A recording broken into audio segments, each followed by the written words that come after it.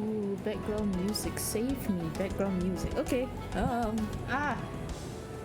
Arg. We're live. Hello. It's been a long while. It's been a long time. Oh my god. I'm chewing on some apples. Let me finish this apple before I share anything else. Give time for like people to come in if they want to come in.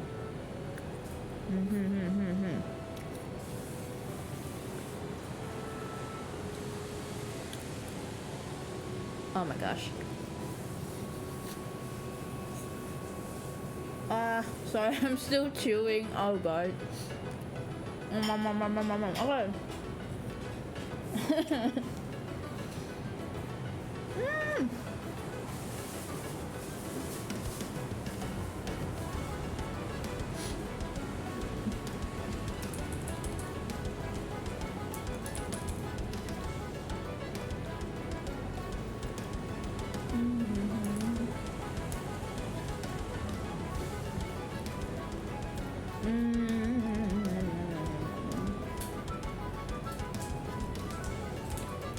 Yeah, this apple kind of tastes like soap.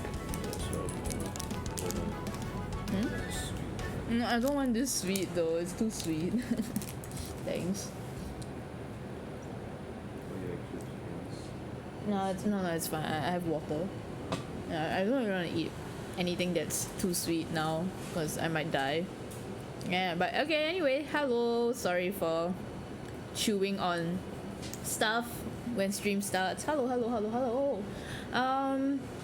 Yeah, as you guys may have noticed from my from stuff I've been uploading, I have fallen into a new sort of hell, and I don't know, I can't remember the last time I fell in like this hard, because like I mean, there was FF14, right? But like the stuff, the feelings I have for Dungeon Meshi are like different from FF14. I feel like I don't remember being so like downright thirsty for like a lot of the things in FF14, because it took me like a few years, right? And it took them a few years like before like FF14 started really getting like they started focusing on like the NPCs more, I feel, like especially like the scions and stuff, right? Like there was bits and pieces of that, but I feel like they only really like started like going into it, especially like, you know, making your wall like prop up like after like Stormblood. So like even though like I had like favorites and stuff, like I don't think I felt like downright filthy for like most of them. But like in Dungeon Meshi, I'm just like oh boy. So yeah, I'm kind of, part of me is kind of sad that I never, like, the thing is I knew of Dungeon Meshi for like a really long time because I had friends. Is my mic too far from me? I had friends who were already reading it, right? Like they were following it like from really early on. They are like the OGs. They stuck. No, me. No. Yeah, like I have friends who stuck with it like since the beginning, and I was just like, oh yeah, it's a manga about food. Sounds interesting. I'll get to it one day. And then like 8 years pass. I think the manga has been going on for at least 8 years. 8 years passed, and like the manga and the anime got announced, and I still had not read it. And then it was only like cause on I think we just ran out of things to watch on Netflix. So we're like, you know what? Like Dungeon Meshi is here. So and there was like I think 7 episodes or like 6 episodes, 7 I think. And then we were like, yeah, let's just watch it. And then we watched it, and I was like, this is really interesting. I really like it, and the food really does look very good. You know what? I'm just gonna read the manga. And then I read the manga, and I was just like, holy fuck, man. Oh my god. I was just like, how is is this happening to me? Like, I think I was like at the start, like you read like halfway through it, and you're like, this is a good manga. Haha, there's some like stuff that's really hard. Cool. And then I can't even tell you like, no, thank you for being there with me. Thank you for being there with my thirsting and shit. But I can't remember like which parts. Something just tells me that it was the second half, like near the second half. I hit that bit, something happened, and then I just was like, damn. Yeah, I can't say anything because Andrew is still reading it and he's right behind me. Speaking of Andrew, sorry, can't say everything yet. That's right. And there's people here like Zax who has not read it at all. You know, I can't say anything, but please read it. If like you have nothing to do, you know, if you have nothing to do and you're like, maybe I should pick up Dungeon Meshi, then yeah, please, by all means, please do. And the art is beautiful. The art is extremely beautiful. But speaking of Andrew started streaming recently. He had a stream yesterday, and like I guess my streams will be a bit like less frequent. Not like they were very frequent to begin with, but so that you know he can. Who's that? That's him. That's him in the chat. Yeah, her, them, thing. That's yeah. Hello, konbanwa. It's been a long time, but yes, Andrew started streaming under Michi Odai 31 in that chat, and like he's gonna be streaming like games, and like yesterday he streamed like his own like art. So if you guys, you know, like I'm trying to like give him more like space, not say space, like if he wants to stream, then like, you know, then I'll not stream kind of thing, because like I think he actually wants to try and like make this a thing, and I want to encourage him. So if you guys feel interested, like Andrew draws really well as well, so if you guys feel interested, then like please consider giving him a chance and giving him a follow. He's doing great, and he rigged his own model. He drew and rigged his own like live 2D model. I only drew my own model. I didn't rig it myself. I paid someone to rig it. So he's learning, like, you know, he's gonna do his live 2D as well. So yeah. 100 whips and 5 completed works. That's 5 more than some people. But yeah. But yeah, on the topic of Dungeon Meshi, like, it's just really good. I don't know, like, maybe this is not I hope this is the thing is, I feel like whenever people compare something to Full Metal Alchemist. Hello, oh my god, hello, how do I address you here? Rika? Hello, welcome. But yeah, like I'm very scared whenever I say like, oh, you know, like this is comparable to Full Metal Alchemist, because I feel like I think FMA fans are a bit like they are a bit protective, defensive about the status of FMA as like the GOAT, which I don't blame them, because I do think that FMA is a really strong series, right? But FMA is the sort of series that I can recognize as like, oh, this is amazing, you know. They did almost everything perfect in terms of a storytelling, like from a storytelling perspective. Like they did, all the story beats are placed nicely. Execution of ideas is like pretty much almost perfect in like most of the parts. I feel like there were some pacing issues near the end, but you know, most of it was like perfect. The most of the characters were used like well. You can hardly say, apart from 1 or 2, that they were like wasted potential kind of shit. So it was kind of like, damn, okay, you know, this is good. Like FMA is like nearly a perfect work, right? Like I'm not talking about like the anime adaptations, cause like I never watched the anime. So it's like, okay, FMA is good. Like I remember when I first finished reading FMA, I was just like, wow, this is actually like, I don't know, like all I could describe it was that this is a good manga. This is really, really good. Like I never watched it. I think if I watched it, I only watched that certain character's death scene. Am I allowed to spoil FMA? It's been like 50 years old or something. It's like 500 years old. You guys should Well, okay, fine. Then I watched 2 scenes. I watched 2 scenes. I watched the scene of my favorite character's death and the character that they were they killed. Shit, I feel like that I mean, if you know, you know. If you know who it, can I just say it? Like no one's watching FMA now, right? People are like watching, like rewatching it. Who hasn't watched FMA? But like yeah. So I never watched FMA, but when I finished reading the manga, I was just like, oh my god, like this is, I can tell that this is like almost a perfect work. Like it's like 9.5 out of 10 kind of thing to me.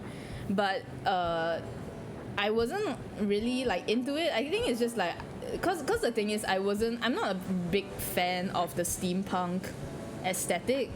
I don't think like steampunk is nice, but it's not an aesthetic that like I really care for. I might enjoy like designs that come out of like the steampunk like inspiration, and I have like designed like steampunk before, but I can't say as a setting that it's something that really like holds my interest a lot. I'll be like, ooh, yay, steampunk, but it's not like, oh, steampunk, you know, like it's not like that. But I think what Dungeon Meshi is I think Dungeon Meshi has like the advantage is that it's a fantasy setting. I love fantasy setting. I've always been about that Final Fantasy and fantasy in general. Like I, you know, it's just my jam. And then you put food. I'm a hungry bitch. I love food, you know. So you put those two together, and it's such an interesting way, right? Like it's about the dungeon and like the ecosystem, and like, you know, how you take from the dungeon, but you also try and give it back, and then it just evolves. Like it takes that theme and it just like goes like so hard with it. So like in that sense, like to me, the execution of its ideas and story wise was already like on par with Full Metal Alchemist, right? Like I still think that it does have some pacing issues here and there. Like Full Metal Alchemist, oh, what is this? Oh my god, that's a butterfly brush. Like it I'm sorry if you're hearing, oh my god, I feel like these days the cars are getting noisier. Why? But yeah, like to me, a lot of it was already on par with Full Metal Alchemist, and if like it had pacing issues, it was also like towards the end, I feel like towards the end it did start to like rush in some places, but otherwise like it's just like mwah, mwah, mwah, you know. And then like and the theme was like more to my taste, so I actually like it a lot better than Full Metal Alchemist. I feel like Full Metal Alchemist, after I finished it, like I was into it for a while, and then like I like to categorize how I judge like how into a series I am is how much time I spend looking for fan works after I finish it, right? Like either after I caught up with it or after I like finish it, like how much time do I spend looking up, you know, artwork and or like fan fiction and stuff like that. That's how I like that's how I kind of rank, like, oh, I think I was into this a lot because I kept like, you know, I look for fan work of this series more than I did for the other one. So it was kind of like that, right? And I don't think I really looked for fan work of Full Metal Alchemist. I feel like I did for like maybe 2 months or like a month, and then after that I just kind of like shifted to other like interests. Like it held my attention for a bit, but then I was just like, cool. Then I moved on.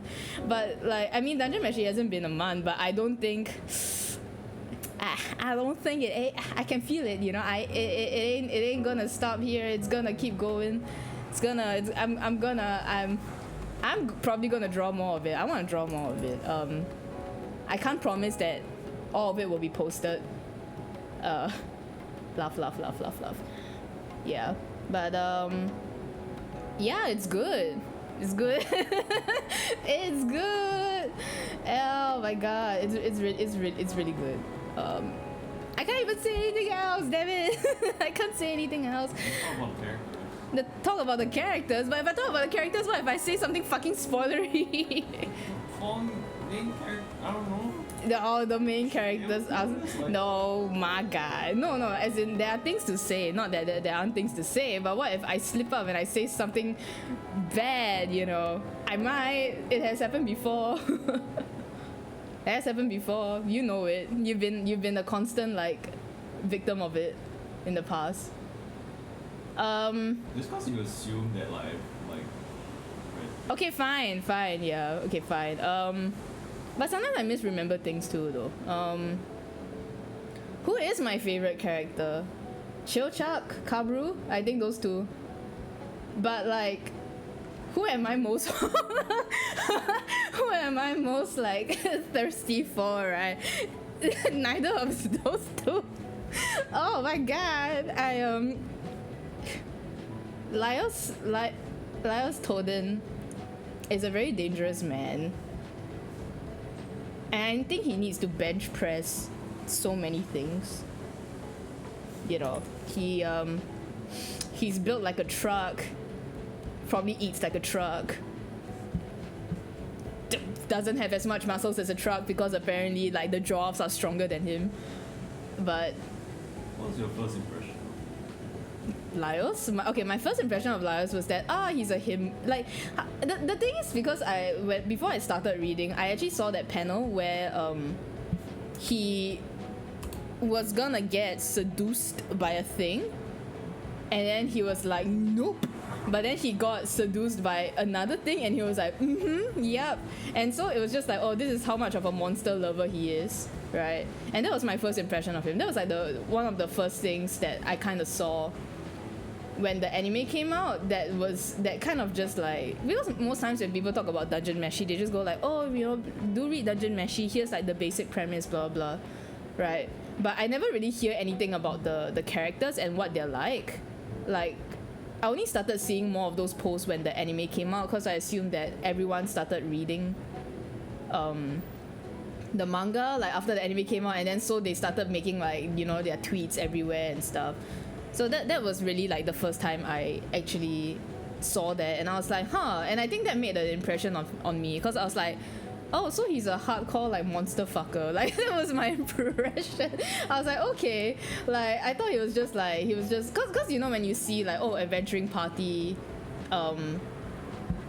tall burly guy as the main character, you're like, Yusha dane, like just a hero, you know, kind of thing. And then you're just like, oh, cool, he's a hero. Yeah. I mean, like every story needs that kind of, you know, like every story starts out with that cool.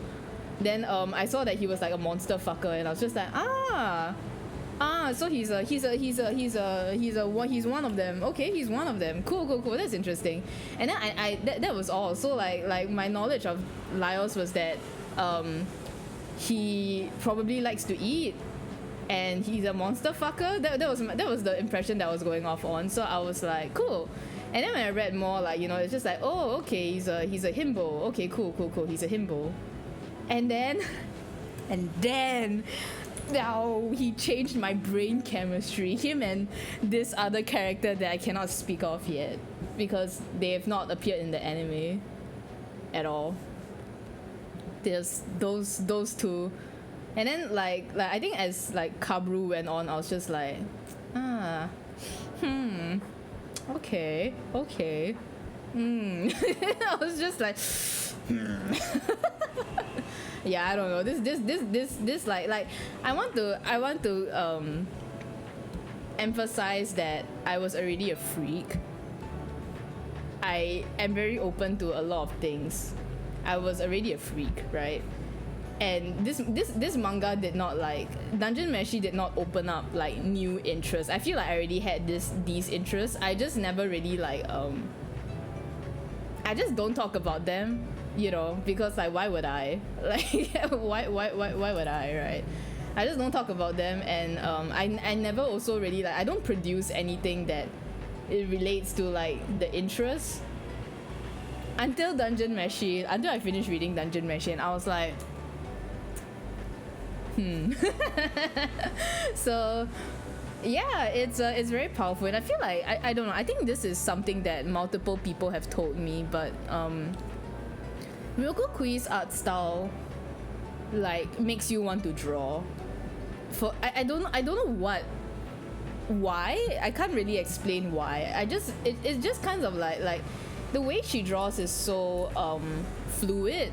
It's very like when she draws characters holding things, objects or other characters, like it always feels so tender for some reason. Like the way Senshi holds his, cooking utensils, or like even the monster parts, or like the way Marcel holds her staff, the way like she draws the characters doing things, like the way she draws like Chilchuck doing his thing, the way like Laios even like fights and holds his swords, like, and the way they eat, right? Just the way they interact with like anything, it just looks nice. It just looks so like tender. Like a lot of care has been put into like, this is the relationship between character and whatever they are holding, you know. It feels nice, and it just gives me like this sense of comfort. And because it's so like fluid, it makes you go like, I want to draw something, because it just makes you feel like, like I don't know, like it just I'm struggling to find the words for it, but it just kind of inspires you to like also just sketch. At least that's what it does to me. Like when I look at the way she sketches, Ryoko is female, right? I think so. When I look at the way she sketches, it makes me go like, I want to doodle as well. I kind of want to just like let loose and just like doodle some stuff, and then I doodle stuff. Yeah. And then it's, I don't know, like it just makes you feel something, and it's very nice. I think, at least to me, it feels very nice.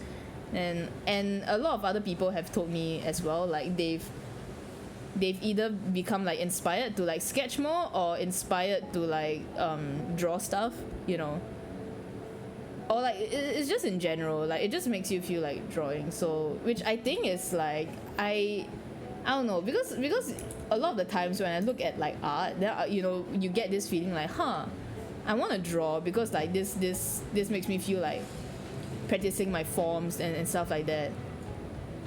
And like Ryoko Kui's artwork just makes you feel like doing that. I don't know, the way she draws is so round. It's very nice to look at. So yeah. And her storytelling is really good. It's really good. Like just the way everything was paced was like really nice. Even if there were some like hiccups here and there.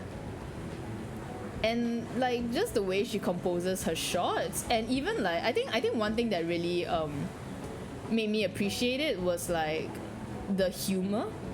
Like her sense of humor is just really good.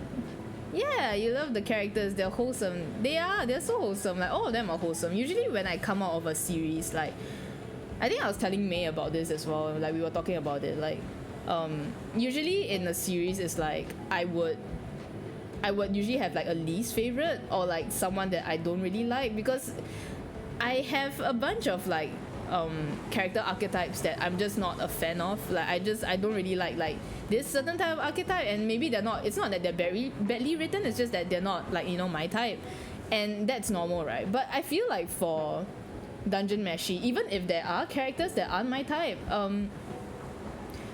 it's still, I don't know, it's still, I don't really have a character that I would say I dislike. Like they're all just very like lovable, and even if you don't care much about them, it's just kind of like, oh, you don't care much about them, you know. It's not anything like die kind of thing. Like I don't feel hatred for, I don't even feel dislike, I don't think. And most I'm just like, okay, yeah, they didn't really do anything, so I don't really have much of an impression, but they're cute. Usually I would still go with like, I would still come away with this thought that, oh, they were cute, you know. So which not a lot of series can do that. I'm a big hater. I hate very easily.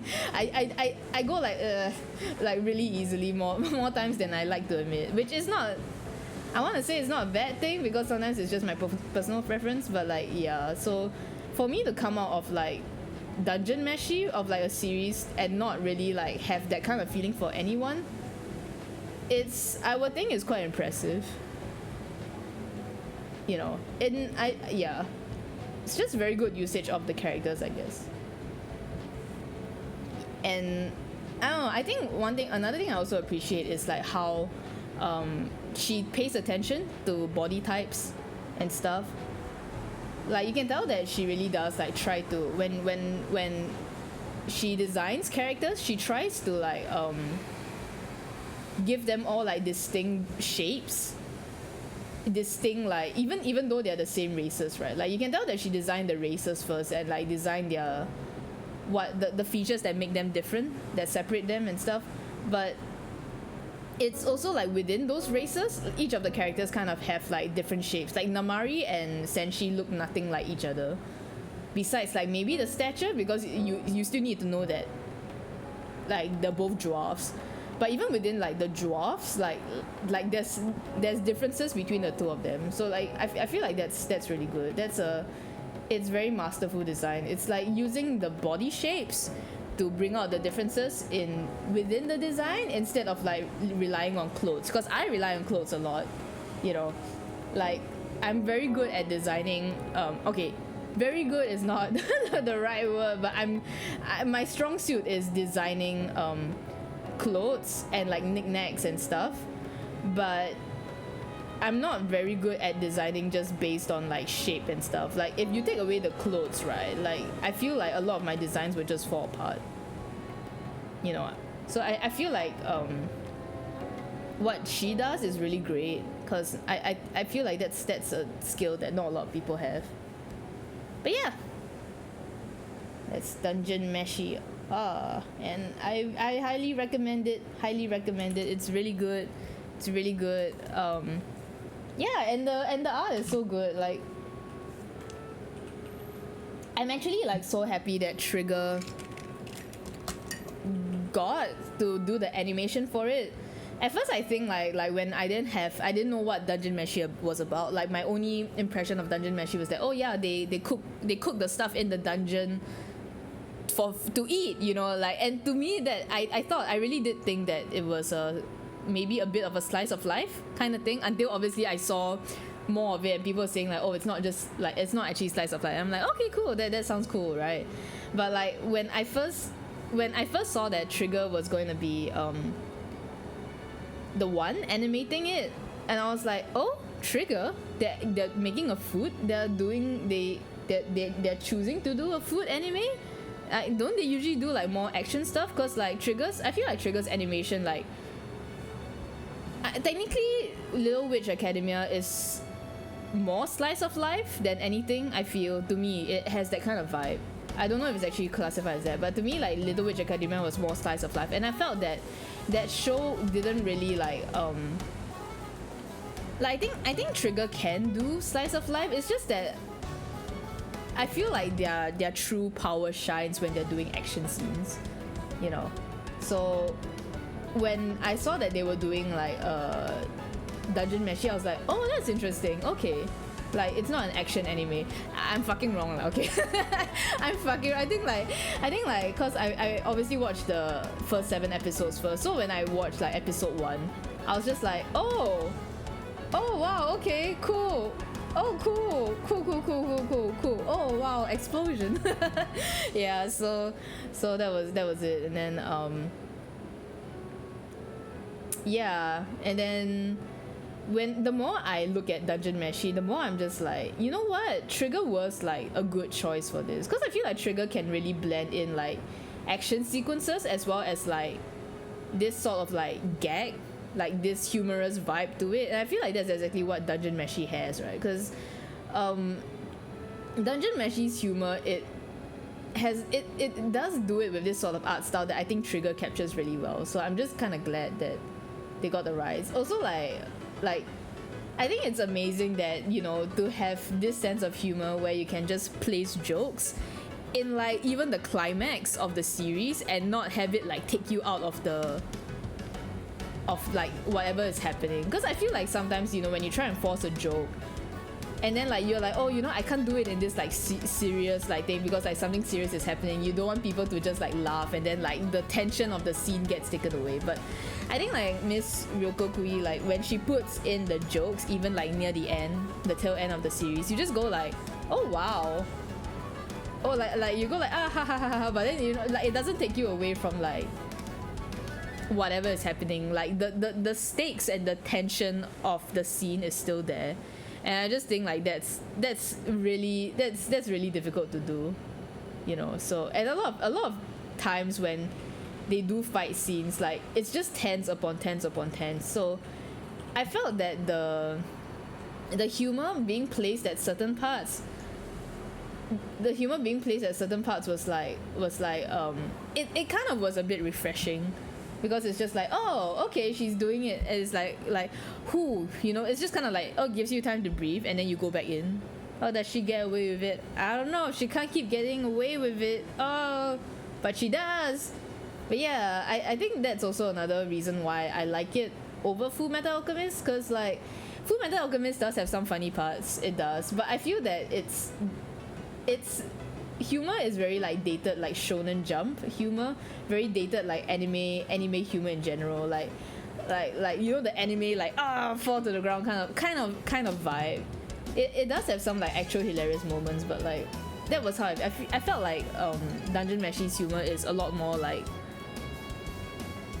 I don't know, it just feels more natural in a way. I think that's the right word, natural. But yeah, highly recommend it. I don't know what else I can talk about Dungeon Meshi. It's just great. It's just great. I'm horny. I'm very horny for it. Very horny for like I can't even say what I'm horny for. I can say that I'm horny for like Lyles, but not like not that I want to, you know, see Lyles in anything. I just want to stuff blah blah blah blah. Just you understand. When I read it, I didn't expect any horny. Me neither. I read it thinking like, oh, it's gonna be, you know, it's gonna be like a really like say so wholesome manga about food with some action, and they're gonna, you know, they're on a quest. I really thought it was gonna be like one of those, they're on a quest to eat everything kind of thing, you know, on a quest to find the most like the bestest culinary blah blah blah blah blah, until the fan art showed up since the anime. I actually didn't see like, did I see fan art of it? I don't know. I think I was trying not to look at it too hard. I saw fan art, but they were all like innocent. Now I've seen non-innocent fan art because of, I'm obviously like searching for it, but like, yeah. I didn't expect to come out as like horny as I did. I don't know. I just went in. I'm like, time to enjoy this food manga, and then I came out like, hot diggity damn. Oh, what has it done to me? But yeah, yeah, I highly recommend it. It's great, and it's not very long. It's only like 97 chapters.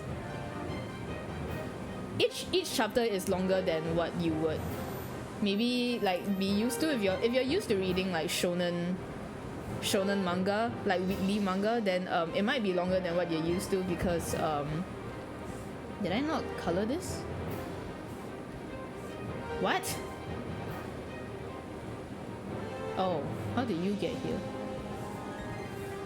But yeah, like each chapter is kind of long because it's a monthly serialization, but it's not that long.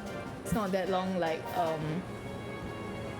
and at first a part of me, when I was reaching the end, I was like, God, like, oh, I kind of actually want more, like, oh no, what if I want more? But after I read it, I don't know, the way it ended was so clean that I was just kind of like, you know what, I don't need any more. Like this ends in a way that like I don't need any more. I was just like very satisfied. It's like when you have a good meal, sometimes when you have too good of a meal and you're just like, shit, I wish it didn't end, you know, I still want more of this, right? Like, but sometimes you eat a really good meal that is just the right portion, and then you kind of go like, you know what, that was just nice. It was so good, but it didn't make me feel bloated, you know. It kind of feels like that, like I just had a really nice like comfy meal, and it was just the right portion, it was just the right serving size. So yeah, yeah, I very much highly recommend this. Okay, I don't know what else I have to talk about Dungeon Meshi, but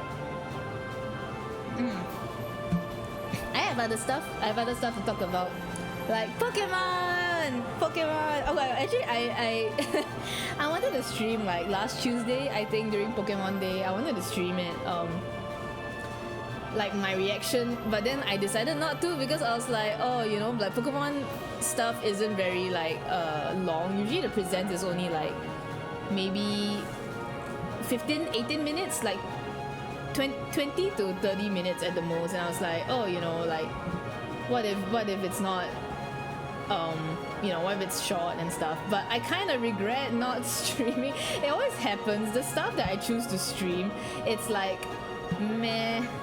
And then the stuff that I choose not to stream, then it's like shit's going down, boys. Shit's going down. So it's I think I'm just stupid. I think I should just stream like every time, just so that at least I have a reaction recorded. Because I think it's weird because like when I'm not streaming, I don't usually have that much of a. I tend to not have that much of a reaction. Especially when I'm trying to like live tweet as well. Like, cause I was live tweeting the Pokemon Presents that happened on the 27th of February, and like I think I was like live tweeting. So like, even though I was typing stuff like, holy shit, ah, like in like my externally my body was like. And no sound was coming out. I wasn't even like, you know, I was just like, I don't know if my model is showing it right now, like, like that was it. That was how I reacted. Like there was no sound, and then the only sound was like me going, like on my keyboard. But oh my god, I can't believe it. I can't believe they're actually doing it. Like Legends Zack A, Legends Zack Pokemon Z. Is it Zack or Z? Who pronounces what? I don't know what's the British pronunciation anymore. I study British English, but I don't know what. Is it Zack or Z? But either way, yeah. Oh my god. Pokemon Legends Z A. Shit, we're finally getting Pokemon Z after 3,000 years. Oh my god, like literally that meme just like exploded. Everyone just like brought back the meme, like it's been 3,000 years, that meme. Holy shit. Oh my god, okay. I feel like Pokemon, I have so many things to talk about Pokemon, especially with like the state that it's in, and especially with like the Power World and stuff, right? Like I think I've already said enough about Power World, about how it's just a fad. People don't actually like care about it. I think it was so funny that I basically muted everything related to Power World, and you know on Facebook I cannot mute like keywords. So sometimes like they'll still recommend me like gaming pages because they're like, oh, you like gaming, you like Pokemon, you should be interested in Power. And I'm like, the fuck are you on about? Like, right? Like, so every time like Facebook gives me like something related to Power World, I just click like not interested. Like I just like instant click. But so basically I think they haven't been showing me any like Power World stuff for really long, until I think like maybe 2 weeks ago I saw something that was really like interesting. It was like basically a few days before Pokemon Day, and it was about how like how the Power World dev, like the CEO or the lead developer of it, the guy who basically was in charge of it, it was about how he thinks that the arguments made about how Power World has no content is lazy. Right, like so basically his stance was that like, oh, you know, obviously like after people finish everything they need to do, they'll just kind of stop playing. And because like Power World has had so much hype, right, it generated so much hype that people obviously start to have like this impression that, oh, it will forever be entertaining, which like no game will forever be entertaining. Look at FF14. Everyone was like, oh, I'm never gonna stop playing FF14, and then like they turn around and go like, FF14 has nothing to do, boring game, it fell off, you know, kind of thing. Like every game will fall off at some point, because in the end it is impossible to make something that is always sustainable, right? That's why new games keep coming up, because like they have to keep making something new each time to keep the interest, you know. Like it has to keep going. It is nearly impossible for one game to be able to satisfy everybody. Even Monster Hunter, which I think is one of the best examples of like a really like game that has longevity in its code. Even a game like that, like they still need to come up with like, you know, new installations like every single time, because like getting one game to like keep, you know, to like sustain is just not it. Yeah, like it's impossible. So which is why like when I know that because Power World has so much like hype and it had like 18 million players, 90% of these players are gonna get bored of it eventually, because in the end like it's not even like the proper full release, right? Like it's just a beta. So basically, but because it was so hyped up, basically when it fell off, the fall off would be harder one, right? Like exactly like what happened to FF14. Like because people was like they attached their entire soul to FF14. The moment they realized that they were bored of it, they started being like, how can I be bored of it? This is my new life. This is my new identity. How? Ariana, it must be the game. It's the game's fault that I'm bored of it. You know, the game fell off. I'm blaming the game, right? Like a lot of people did that, right? Even though it was a lot of it, some of it is justified. A lot of it I felt was very petty, you know, and that apparently exactly like that was exactly what happened with Power World. Like apparently like people completed everything, and then they realized that there's nothing else to do. I'm bored of Power World. It's a boring game. Like I don't like that kind of argument either, but like that's the thing. Like local gamer finds out that not even game that he thinks is Poggers and Game of the Year can sustain him for more than 2 weeks if he plays it every day, right? Like you know, so apparently that's what happened, and basically people were like, I guess from what I read from the article, people apparently started saying that Power isn't actually like Power isn't that great after a while, like it's not that fun after a while, blah blah blah blah. And like basically that was why the developer was like saying like, these arguments are lazy, because that happens with every game, which he's right for that. But I'm more like I'm just kind of laughing at the people who really thought that this was gonna like compare to the other big franchises when all it does is like steal from everything. Like apparently the game mechanics aren't even its own, it's all stolen from Ark Survival. Every system and UI is apparently taken from at least somewhere, so it's not like hardly anything in there is original. And when it's not original, then it's not gonna last you long, because like, you know, in the end they can only do so much, right? If they're taking from existing ideas, there's no way for them to innovate further, for it to be like, we made it better, because no, they can't make it better. They can only make it exactly as how other people make it. So I kind of knew that was gonna happen, but it was just kind of funny seeing it come true. But anyway, like I think I was really nervous for Pokemon Day. It's always the most nervous when it's like the end of a generation's lifespan. So like I think Sword and Shield was like, when it ended, when it kind of was like it got its second DLC, right? And so like usually I think people knew that the second DLC was all that was announced. So people were saying like, okay, so after the second DLC they're most likely like moving on to whatever is next.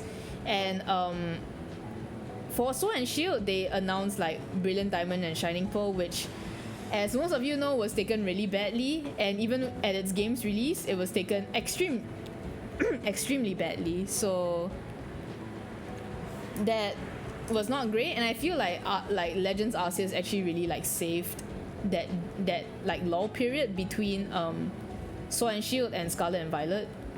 Because like if Legends Arceus didn't exist, I feel like Pokemon would just be on like a downward slope, and I think a lot of people might have been pushed to like just give up on the franchise altogether. But like Legends Arceus really like saved that lull period, and we got like a really good like different Pokemon game, I feel, right? So I think because Legends Arceus like set up this like this standard that okay, Pokemon can do something different, and people are already speculating like, so is Legends Arceus like the only one of its kind that we're gonna get, or is it gonna become like a new a new series, right? Like how Mystery Dungeon had a few games and it's kind of considered a side series of the Pokemon games. How like how TCG is its own thing. I don't know, what was the other one? Like Pokemon Ranger kind of had 2 games, but they're not making any more Pokemon Ranger games, so like unfortunate. I think they should remake if they remade the first game, Explorers of like the red and blue like Explorers. So I think they should remake Explorers of Sky. I only played Darkness. I didn't play Time or Sky. But I think, you know, Mystery Dungeon, if you are going to bring Mystery Dungeon back, please bring that game back. I need more people to know about Mr. Groval. Mr. Groval, like in Mystery Dungeon. I need people to know the power of Mr. Groval. Yeah, so Mystery Dungeon was its own thing, and I feel like they've been it's like, okay, you know, but the thing is like how do I put it? I guess in a way I would kind of consider the remix as like a separate thing, because you always have like the pattern is always like, oh, here are the main games and then it's followed by a remix, right? Like, so it always goes like, okay, people expect a remake after a main game has ended its lifespan, you know, like after the main game is remix, after the remix is time for another main game. It has always been like this. So I think like Legends Arceus was kind of like, here is a third entry to that formula by Game Freak, and you're like, ooh, you know, and it's like something different, and you're like, ooh. And I think a lot of people didn't know how to like classify it. I think there are still some people that classified it as a main series. Some people classify it as like a side thing. I personally classify it as a side thing because I feel like Legends Arceus it has like nothing to do with like the competitive side, right? Like it's really focused on one aspect of Pokemon, which is the catching. Battling doesn't matter. The battling part doesn't matter.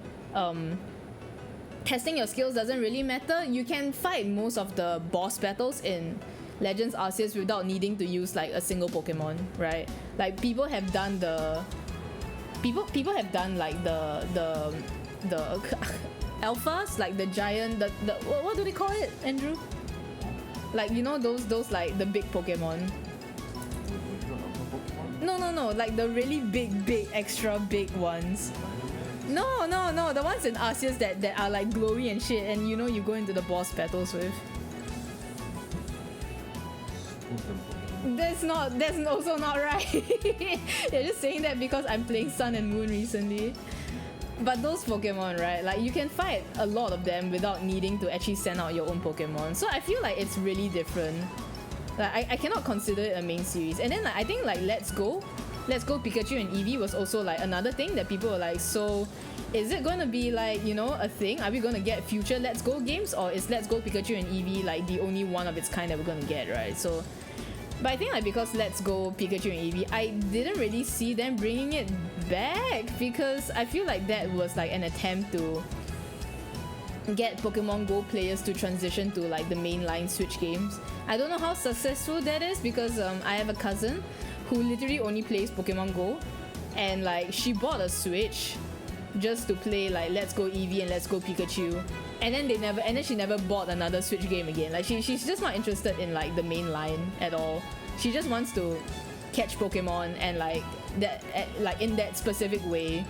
Like she's not interested in catching Pokemon like in the traditional like mainline games way. So I can't say how successful it was, but yeah, like I wasn't really sure if like I think Let's Go and Legends was like the two things that people were like wondering, like, are they gonna continue it, or is it just a one and done thing? So very happy to see that Legends is indeed not a one and done thing, because I feel like they have such a good base with that entry, right? Like that catching mechanic, the way they allowed you to like crouch and just like catch without battling, and like just in general, like I felt like I wouldn't want that in the main series, because I feel like the main series still has a lot more focus, has like an equal focus on battling and catching. And I wouldn't want them to put a method to catch Pokemon in the mainline games without battling at all. Because like if that's the case, like even I, as someone who likes battles, I would take the easy way out, because I'll be like, oh, I just want to catch a Pokemon, I'm just gonna do it the efficient way, right?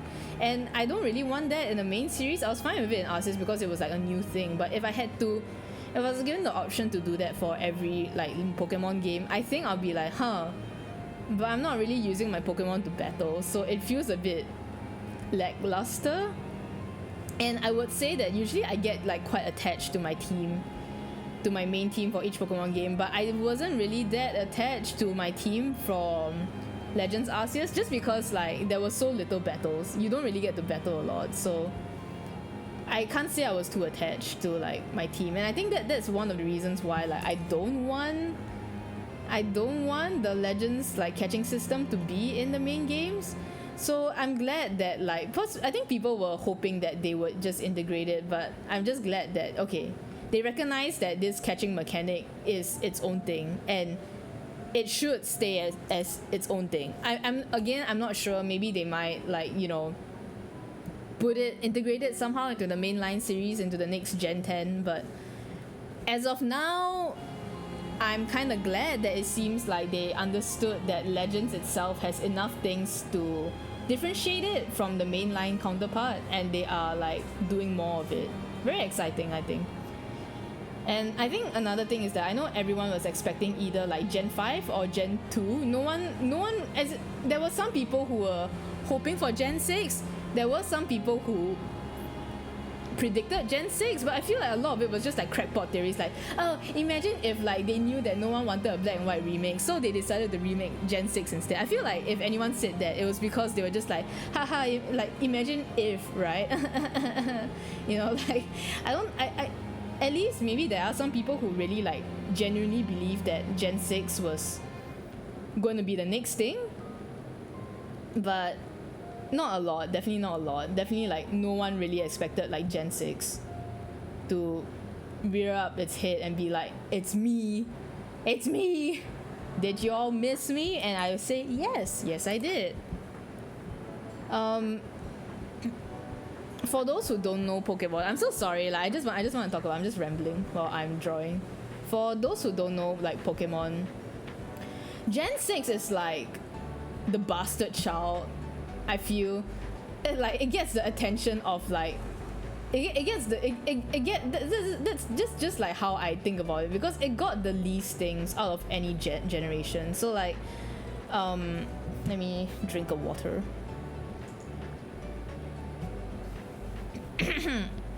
I'm getting too excited and I'm using too much energy while talking. But yeah, I feel like Gen 6 so like for the usual way, like how it goes is that at the start people were used to the formula that, oh, each game will have like this penultimate third version. It's like, what do they call it, not deluxe version. There was a word that the Pokemon podcast that I'm watching like likes to, they used it to describe it. What was it, like basically the version that is the most complete, the version that you were meant to play, in that sense. Like, is there a word that you, Andrew? Sorry? Is there a word that you would describe like MHX and then MH double cross? It's like the better version that you were supposed to play. Finalized version? I don't know, something like that. Like, there was a very specific word they used that I really like, but like I can't remember what it is. But yeah, like basically like the Premium. everything's a premium if I have to pay for it. Yeah, so like for Pokemon, usually at least all the way from Gen 1 to Gen 4, it was you would have two versions, right, with version exclusive, and then you would have a penultimate third version that has both features of those two versions combined into one, and then it has QOL and additional content on top of it. Like that was how it happened. Then Black and White like broke that pattern by making sequels instead of a third version. So like everyone was expecting, oh, Pokemon Grey is gonna happen, right? Then oh no, you get Black and White too, and it's not even just like, oh, a remake with both versions. It is, here is an actual continuation of the Black and White storyline. Here is like the characters actually grown up. Characters that you met in the first game, here's how they change, here's what they're doing now, here's how the city has changed, here's how stuff has developed in the 1 to 2 years that has passed in real life, right? And like that was so cool. I genuinely think that Black and White 2 had some of the coolest ideas that Pokemon has ever done, and I would like to see something like that happen again. I feel like I really like sequels because like as much as I really like the changes they do for like the third versions, in the end like 80% of it is the same game. 90% of it, if you're looking at Ultra Sun and Ultra Moon, right, like it's more or less the same game, and you're paying like full price to play the same game again just for the extra stuff that at the back, right? So yeah, that was the thing. And after I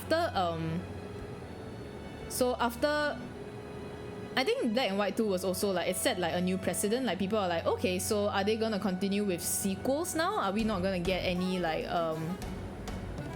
any more like third versions kind of thing? Like is that it, right? So when X and Y came out, everyone was like, okay, it's either X and Y 2 or Pokemon Z, right? Because it's like X, Y, and Z.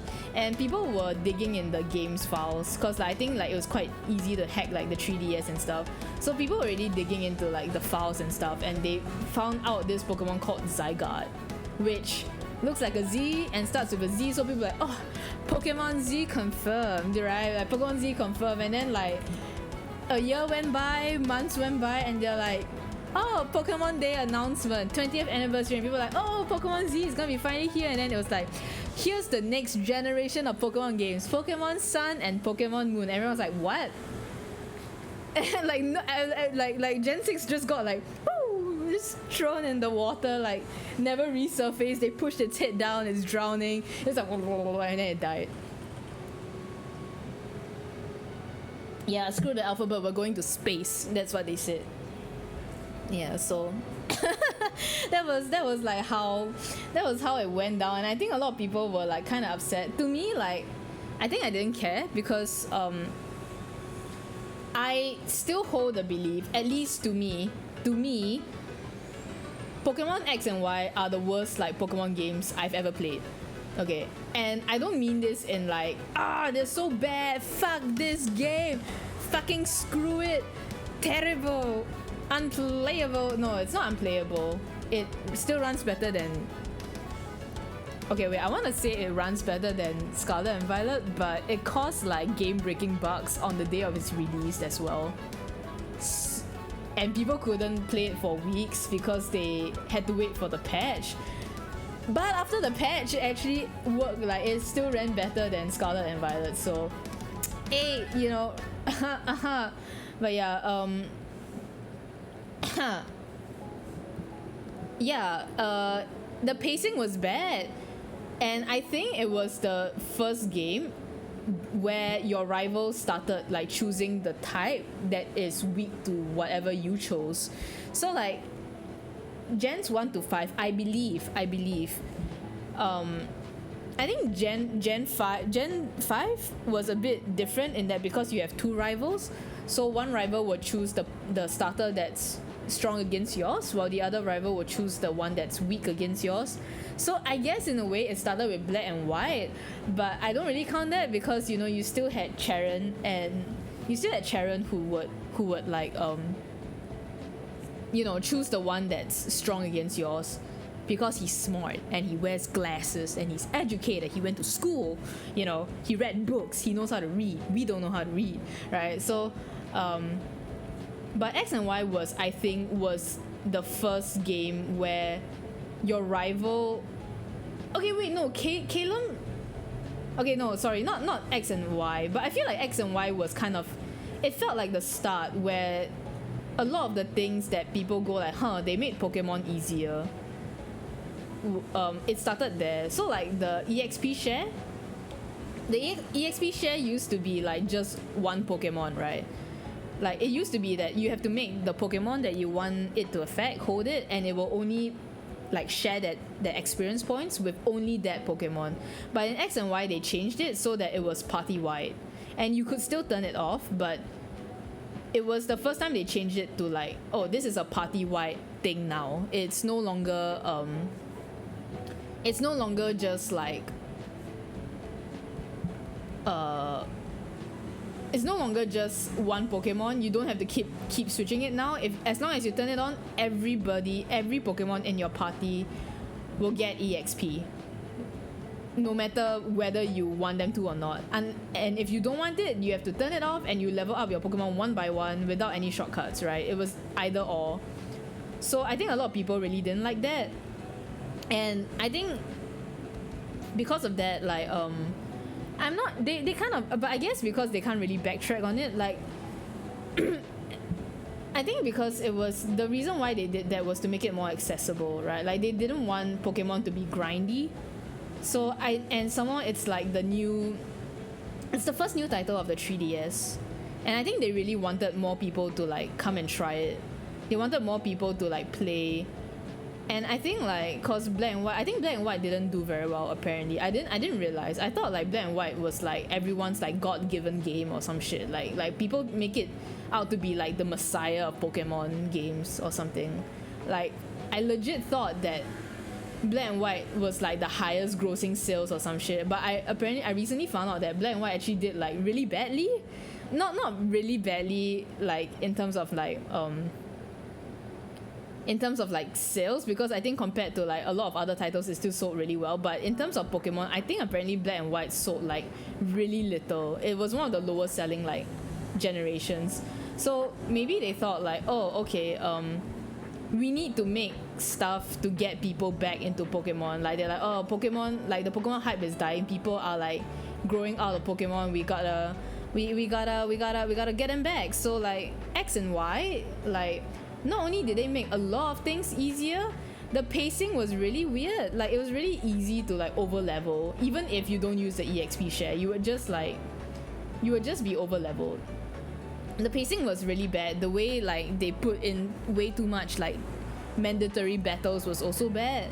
The map was not interesting, and like because they wanted to get players back into Pokemon, like they're like, oh we need to get like the players back, let's nostalgia bait, right? So like they put like, oh you know the forest in X and Y looks exactly like Viridian Forest from Gen 1 from like Kanto, and then it's like, oh if you play this game, like look, you can get not only will you get a Gen 6 starter, you also get a Gen 1 starter. Oh, you guys like Charizard, right? You guys like Charizard and Vunanel and Baboos, you're right. You guys like Charizard and the other two, right? Charizard. You can have Charizard. So like yeah, and then like you had a lot of like Gen 1 throwbacks, like riding on Lapras, specifically Lapras for like crossing the sea, and then you have like sleeping Snorlax that you needed to wake up with the Pokeflute. Like it was a lot of like Gen 1 like throwbacks that were there because they wanted the, you know, the kids who grew up with Gen 1 that are not playing Pokemon anymore to come back. Which is like, I understand, but I think it ended up hurting the game even more. And they also wanted to appeal to like kids, because it's like, oh, you know, we have to sell the 3DS. The 3DS is a new console. Parents are buying the 3DS for the kids, and like they wanted to hit both. Like we need to get the old fans back as well as like appeal to like a new generation of gamers. And so they made everything easier to get into. They even made competitive Pokemon easier to get into, which I thought was a good choice. Because I think X and Y was when like a lot of people really started getting into the Pokemon scene. Then Sword and Shield had another boom as well. But And they also introduced Gen 6 was also when they started to introduce like generation specific gimmicks, like oh I'm talking too much.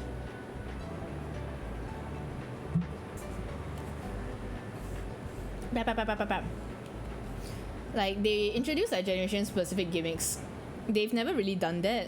Like in Black and White it was still like normal Pokemon battling, but X and Y introduced like everyone's favorite like mega evolutions, and I think like people really like that. So is my music still playing? It is. It is playing a different song every time, right? Okay. Like yeah, so like it introduced like mechanics and stuff, and I think people really like mega evolutions. It's like I think it was a good choice as well, because it was like, oh, here's a new Charizard form. Oh, sorry, did we say a new? Sorry, we meant two new Charizard forms. Oh my god, you guys like Charizard, right? The other two got new forms too, but they only got one. But you guys like Charizard, right? Here's two new Charizards. You guys love it, right? Oh, you guys also like Mewtwo?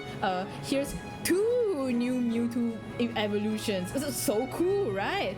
Yeah, come back and play. So like I think it also started the trend of like how we get like a new mechanic every gen, which I don't mind. I actually like it. I think it's a fresh new way to play Pokemon each time, personally. But I can see why like some people they don't care for it, but I don't know, I care for it. I think terrestrialization is fun. And if people don't agree, then too bad. I'm enjoying myself, you know. And then, yeah. But I think X and Y was carried by the mega evolutions, as well as being like a lot of people's like entry into competitive Pokemon. So I think because of that, like a lot of people still, like despite all of Gen 6 like flaws, I think a lot of people still hold it in like really high regard. They made breeding easier, and it was the first game that I completed my Pokédex in, so I still have like good memories of it. Like it's still like, you know, this Gen 6 was what made me like play Pokemon more seriously, right? And that's how I feel. So I think when Gen 6 just got like absolutely nothing, no third version, no sequels, no like anything, and then like Mega Evolutions was kind of just like, you know, like stuffed into a bucket, and you never gets spoken of again. Like I feel like whenever Mega Evolutions get brought back, it's to try and like sell like, you know, other things, like, oh, Pokemon Go now has Mega Evolutions, guys, and everyone's like, oh, I miss Mega Evolutions so much, fine, I'll play Pokemon Go, right? And then it's like Pokemon Masters EX also, it's like, hey, we're having some new sync pairs, and like these sync pairs, their Pokemon can Mega Evolve, and people are like, oh, I miss Mega Evolutions, okay, I'll play Pokemon Masters EX, right? Like it feels like it's been used as like, you miss this mechanic, I know that you really want it, you come and play it, because we're not gonna put it back into the main line. And people are like, yes mom, you know, like they're just like, yeah. So like I think that's what Gen 6 has been all this while. It's like they know that people want certain aspects of it but they didn't want to like fully commit into giving it like any extra content. So I think a lot of people were actually quite like sad that like Gen 6 was just like shafted into the background, which is why I called it like the bastard child, because it's like they kind of acknowledge a bit that it exists, but it's only when it's convenient to them, and they give it like nothing. Otherwise it's just like, I don't know who you are, right? I don't know who you are. I only know Sun and Moon. Here's Ultra Sun and Moon. Sword and Shield. Here's 2 DLCs. Scarlet and Violet. Here's another 2 DLCs. And an epilogue, all of which are very well written. You like it, right? I do like it. But yeah, I think people are just like, where's my Mega Evolution? You know. So and like I think there was this interview with Junichi Masuda, like the previous head of Game Freak, and the guy who probably composed like most of your favorite like Pokemon songs. He apparently, people did ask him like, hey, so what about Pokemon Z? And then he was like, ha ha ha, silly interviewer. We never planned to make a Pokemon Z. Like apparently the answer he gave was that they wanted to keep surprising people. They're like, oh, people expect a certain pattern from us because we kept doing it, but we want to always, like, you know, surprise our fans. That's why we made Black and White too, and that's why we just went to Sun and Moon. I thought it was so funny because basically he was saying that's why we didn't give X and Y shit, but he phrased it as like, that's why we just went to Sun and Moon. And I was like, okay, you know. So but the thing is, people found like source code that heavily suggests that there was supposed to be a Pokemon Z, but because like the 20th anniversary is coming out, and I think like maybe to them they felt that, you know, just a third version of an existing game isn't very good for like such a big milestone, so they're like, you know what, fuck it, let's skip to the next gen. And I think that's more or less more likely what happened, which is very unfortunate, but it is what it is, I guess. And at least now it has been rectified. We're getting legends about X and Y. We're getting Pokemon ZA, which is actually Pokemon Z. Like they just go like, we can finally make the Z, and everyone is like, we finally get the Z. I was so like shocked, like the trailer was so good for building hype. Like it showed nothing, right? It showed no gameplay. It was just hype. It was just a hype trailer, but it does such a good job at being a hype trailer. Right? Cause it's like, oh, here's some Pokemon alphabet, and you're like, oh, okay. And then it's by Game Freak as well. So you're like, oh, Game Freak's making the game? Oh, right. And then like ow, ow, ow. It's like, oh, sorry, I got distracted by Twitter. It's like, okay, building sketches, what is this? Is this Unova? Like when I first watched it, I legit thought it was gonna be Unova because it said like, oh, you know, a new project to bring in like people and Pokemon together, right? And a large theme of like Unova was that it was about the coexistence of people and Pokemon, you know, of like being able to understand your Pokemon better, right? That was the main theme of Black and White. So I really thought like, oh, so is it really like Gen 5 remix confirmed, right? And then like it kept going, and then you saw like the blueprint, and then like Pikachu became like kind of 3D and started running around, and you're like, okay.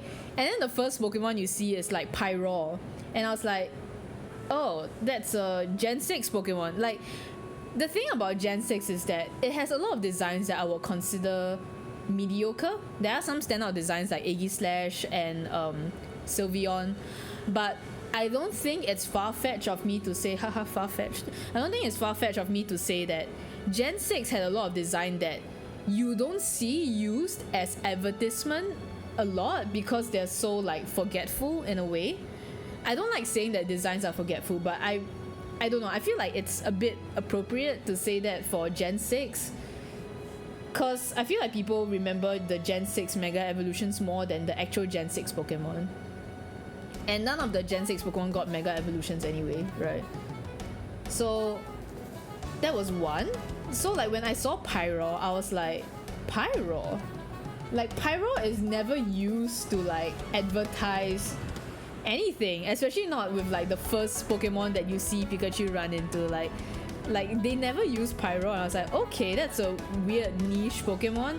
And also because Pyro is already in Scarlet and Violet, right? It's like, okay, why would you use a Pokemon that you just brought back for your latest game again as like the first thing, right?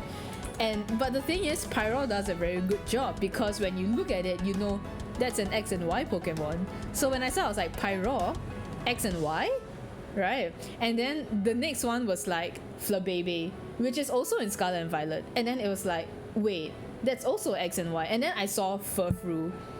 Furfrou is a Pokemon that has not been in a single like Switch game It has not been in Sword and Shield, it's not in BDSP, it's not in Scarlet and Violet. It is one of the games, it is one of the Pokemon that you need to transfer in from either Pokemon Go or from one of the older games that has it, because like it's just not available to catch on the Switch, on any of the Switch games. Like, yeah, and you can't, like, even if you transfer in the Furfrou, you can only keep it in Pokemon Home. You cannot bring it into any of the Switch games because it's not in the code.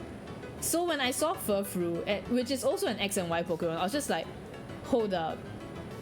Furfrou was the one. When I saw Furfrou, I was like, wait, like that was the Pokemon that made me go like, huh, X and Y, like major X and Y, are they bringing like Kalos back? And I was just like, this is a lot of X. This is 3 X and Y Pokemon that they just brought back. I felt like the Pokemon choices that those 3 were like very intentionally chosen to make you recognize like this is X and Y. Like it was so like intentional, and I was just like, hold up, what? And then like, and then it goes on, right? And then you go, and then you see like, wait, that's X and Y Pokemon. Wait, that's X and Y Pokemon. And then you see in the distance, there's the base of this tower. And if you play X and Y seriously, like if you were one of those people that played a lot of X and Y, you would immediately recognize that tower. Because that tower, so basically in X and Y, another thing that they made really easy was like the breeding, right? It was the Pokemon breeding, and everyone and their mom, like, the easiest way to hatch eggs was to put a coin underneath your joystick so that you would constantly be cycling in one direction. Because around the tower is a circular road, so if you continuously cycle in one direction, you would just keep going around in a circle, so you don't actually have to do anything. And you would just rack up the steps needed to like hatch your eggs. So that was like everyone used that tower for that.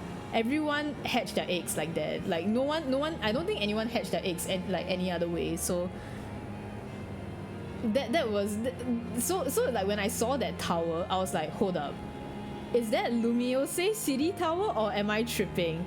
Am I mistaking it? Like that's the tower, right? That's the tower. And I was still like maybe I'm wrong, you know, maybe it's not the tower, but X and Y Pokemon, and then you have this tower, like okay, wait, whatever, let's just see. And then they bring in more, and you're like, and then they zoom out and you're like, and now they're starting to show like other Pokemon from other generations, right? So then I was like, oh, okay, maybe it's not X and Y, maybe it's just another thing, but that's the tower, right? Maybe I'm wrong. And then you see Aegislash, which is arguably one of the most famous X and Y Pokemon there is to ever exist, and you're like, what? And then it's fighting with a Sylveon, which is a long-awaited EV evolution that was introduced in X and Y, and you're like, huh? Like, then you're like, ooh, and so like by this point I was just like, okay, wait, and then like a Talonflame comes, and Talonflame was like the most broken X and Y Pokemon in competitive Pokemon. Like everyone has lost matches to that freaking bird. It was like the X and Y competitive Pokemon, and then I was just like, no way. And then like Talonflame flies through the sky, and then it goes, and then it zooms out and it shows you the entire tower, and you're like, that is the tower. And then they zoom out into the whole map, the very recognizable circle map that everyone and their mom got lost in when they first played X and Y. And then you're like, that is the city. And then they show you the name of the city, and you're like, that is Lumi, what the fuck? And you're like, holy shit, what? Oh my god. And then you're like, what's going on? And then like they're like, oh my god, what? And you're like, oh, ambitious new project. And you're like, huh? And then after that, like and then they do the title drop, and it was just like Pokemon Legends, and you're like, oh, Legends. And then Pokemon Z, and you're like, ah! At least that was me internally. I didn't make any sound because I was too like pop faced to like do anything. So I was just like, holy crap. And I think like I watched a lot of reactions, and like all the reactions are like the same. They're all just like, oh my god, Pokemon Legends, Z. It was so nice to watch. And I don't think 90% of the people are happy with the announcement. I don't know. The people who are not happy, they are shit. They're shit faced and they can eat my shit. But yeah. Oh my god, I don't know. I feel like I need Pokemon to like really like do something. They need to not flop with this one. If they flop with this one, that's it, man. Like I think I said the same thing when Legends Arceus like came out, because like BDSP was like made Pokemon go to like an all-time low after Sword and Shield. But I think Legends Arceus really managed to pull through because it was an actual like it was a really good game. And like it was fresh, so like people were just like, yay, I love Pokemon again. And then Scarlet and Violet came out and the optimization issues were so bad that people were like, time to trash on Pokemon again. You know, so like I need this game, I need Legends ZA to really like do well, because I think Pokemon really does have a lot of like Pokemon can still do a lot. And I think that because it's not releasing this year, they really do have the chance to make it good. They have the chance to delay, to make it good, get that cooking, you know, and like, and then release Gen 10 when they're actually like done with it, you know, kind of thing. So I'm hoping, I'm so excited. I love Pokemon so much. It's literally my first anime and literally one of my first games. Like the franchise that I have stuck with the longest. I don't want to see it go down. I want it to thrive, you know. Like I think when Pokemon fans like criticize Pokemon, I do think that some of it is really like stupid. But I do believe that no matter how much we all criticize Pokemon, we all want Pokemon to do well. So I don't know, I just want Pokemon to just really like succeed. I want to see it be better. I want to see it really just take, you know, like it has the potential. It always had the potential to be great, and I think they now is the best time for them to really like make use of that, because if they're not gonna do it now, then when are they gonna do it? They say they called it they called it you know, ambitious project. So yeah, I'm hoping, really hoping like that they do it well. I don't know. I'm so sorry like to bore you guys with the Pokemon talk, but I love Pokemon, and I've been wanting to talk about like Legends ZA for so long. Like just how excited it makes me, and just like I don't know, it's been such a long time since I saw like the Pokemon community genuinely coming together to like be excited for something. It feels like since Sword and Shield, like people have just been like, it's become cool to hate Pokemon, it's become cool to like bash on it, to just like say like, oh yeah, it's such a shit game now. Like I don't know, and I don't like seeing that. I like criticism. Criticism of Pokemon should always be encouraged. Criticism of anything should always be encouraged. Healthy criticism, you know, not like bullshit. So like, I don't know, it just makes me happy that for the first time in a long while, it feels like, because I feel like even for like Legends Arceus, like because BDSP was around, so like the sentiment of that, okay, Legends Arceus better be good, but because BDSP existed, like it's still a shit franchise, you know, they still, and then I think like Scarlet and Violet just like threw that, a lot of its efforts like down the water. So this one is really the closest, I feel, the closest it has ever gotten to really like to restore like Pokemon's reputation. And I hope it can. I hope it can. I'm really excited for it. I'm trying to be not super excited, because like cautious optimism, you know, if you start like hoping for a lot of things and then like yeah, it might turn out like you might start like getting it into your head, and you you know, you it might end up disappointing you anyway, because your expectations become like too high, that it becomes unrealistic. So I tried to keep myself in check, but I am excited, and then I hope that it would be a good game. You know, I feel like most of the time I enjoy Pokemon games to begin with, so I don't really have much worry in there. I feel like I'll still find something to enjoy, but I guess it's not really something I should be happy about, because technically I did have that same feeling for X and Y, and X and Y I think was like the first time any Pokemon game actually disappointed me for real. I remember being so frustrated with X and Y when I was going through the main story. I was like, oh my god, this is such a boring game. I remember thinking that, and I was like, why is this done like this? Why is this done like that? And I was just like, oh, I'm so unhappy. Yeah, so I believe though, I want to believe, I think I'd rather believe for this case rather than not. I want to believe that they know what they're doing. I want to believe that. Like, I know a lot of people don't have faith in them anymore, but I don't know. If they don't have faith in them anymore, then don't buy the games, I guess. I don't know. Yeah, I'm really excited. Thanks for listening to my to my like 1 hour spiel about how much I love Pokemon. I love Pokemon so much.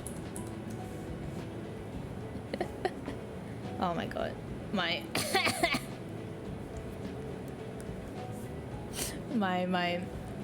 my throat is so dead. But yeah, I love Pokemon. Yeah, I feel like that's all I have to say. I have theories, but it's not like a lot of theories. I don't know. It's just really like cool. That I do have one last topic to talk about. Hello, good day. Welcome to the stream. I do have like another thing I want to talk about, but it's kind of spicy and I don't really want to talk about it anymore because like I feel like the topic is just kind of like done at this point. But it's about basically the latest thing that happened on Twitter and stuff.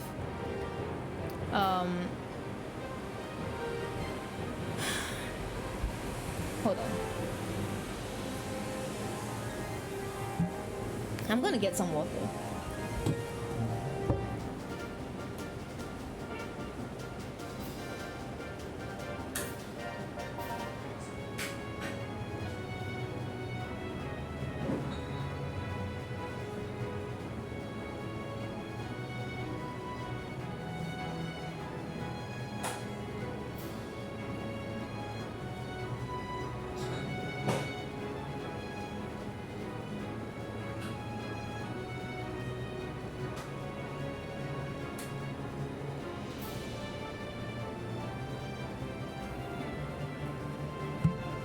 Okay, I'm back. I'm back. Yeah, so I think in a few of my past streams I did mention how I really did not like. I mentioned that there was a lot of people who traced over FF14 models or used AI art in their commissions or just traced to begin with, right, for profit. And I never gave out names because I didn't want to like start a witch hunt, nor did I feel that I should be giving out names because a lot of the stuff that I had as evidence were based on observations. There's no like actual layer proof that, oh, you know, they traced it and stuff. So I didn't want to confirm, like I didn't want to say like outright say that yeah, this person traces. I didn't want to say that like anywhere public. So I've always been like making it vague on stream. But the person that I was talking about, they self-reported recently, and I feel very nervous talking about this topic because even though it's something that I have not been hiding my disdain of, I feel like that topic, the discussion of it is more or less over because she has basically come clean with everything. So there's no real reason why I need to say this anymore. It's just that I can't say that I'm very happy with how it went down, because it was phrased in the way that I have learned the error of my ways, and here's how I'm going to educate you guys. Like, the error of her actions, the fact that she's admitted to everything is really good, right? I will commend her on, admitting that she did what she did, admitting that she basically traced over the FF14 models for commissions for at least 2 years, and if not commissions, her own personal work that she has sold as merch, as well as actual merch that just take assets from the game straight up itself, right? I can't say I like how it went down, because now it has spawned like a really unnecessary debate on when is tracing wrong. That looks so detailed. I like painting food, so like it just kind of like happens, right? But like basically it has spawned this debate of like when is tracing allowed, which if we're talking for like, stuff that you're earning money from, never. Okay, like never. If you want to do it, be transparent about it, change it so that it's not a direct trace, that you still put like a lot of elements of it. Animating that would be a pain. Yeah, this is why like none of the stuff in the anime, like none of the food in the anime is like animated, right? Like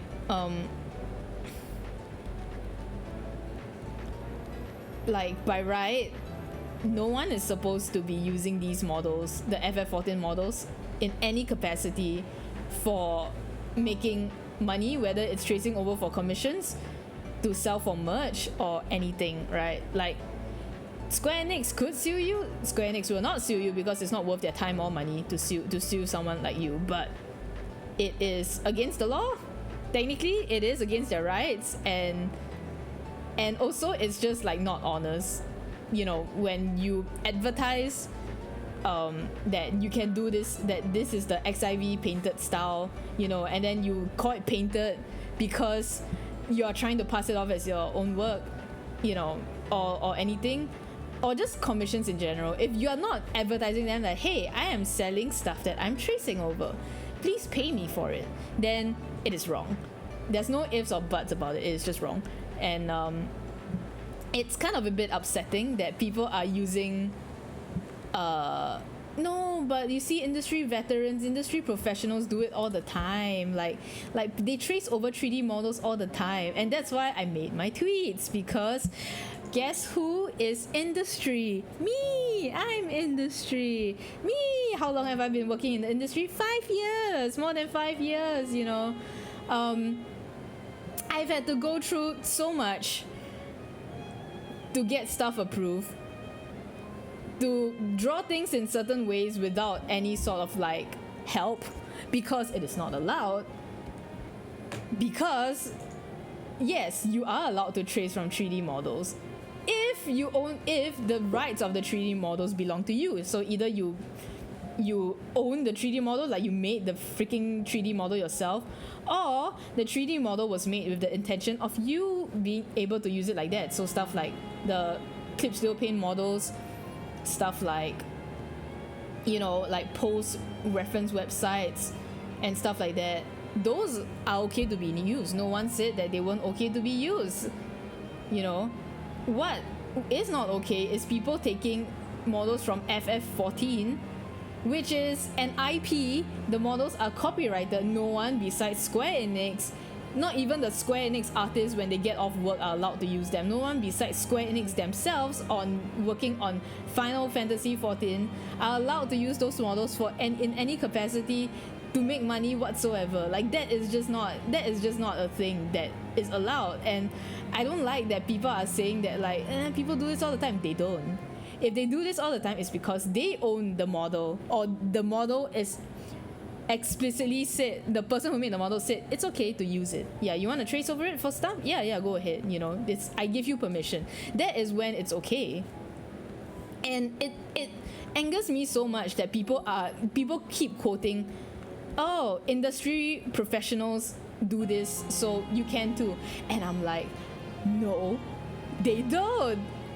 No, they don't. And I don't like that everyone is just quoting it. And I'm like, are you industry professional, or do you hear this from industry professional? Where are your sources? Because like, I'm a source, and I can tell you that that's not true. That's not true. Even for comic artists who, like, another example I see brought up is like comic artists trace over buildings and props all the time.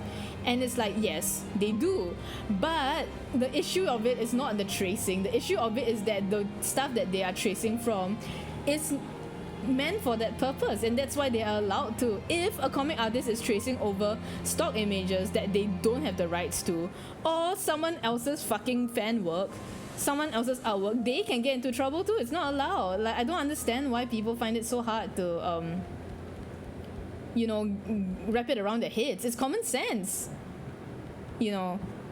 I just don't like that the term like, oh, industry do it too. And I'm like, I'm industry and we don't do it, not in the way that you are describing it.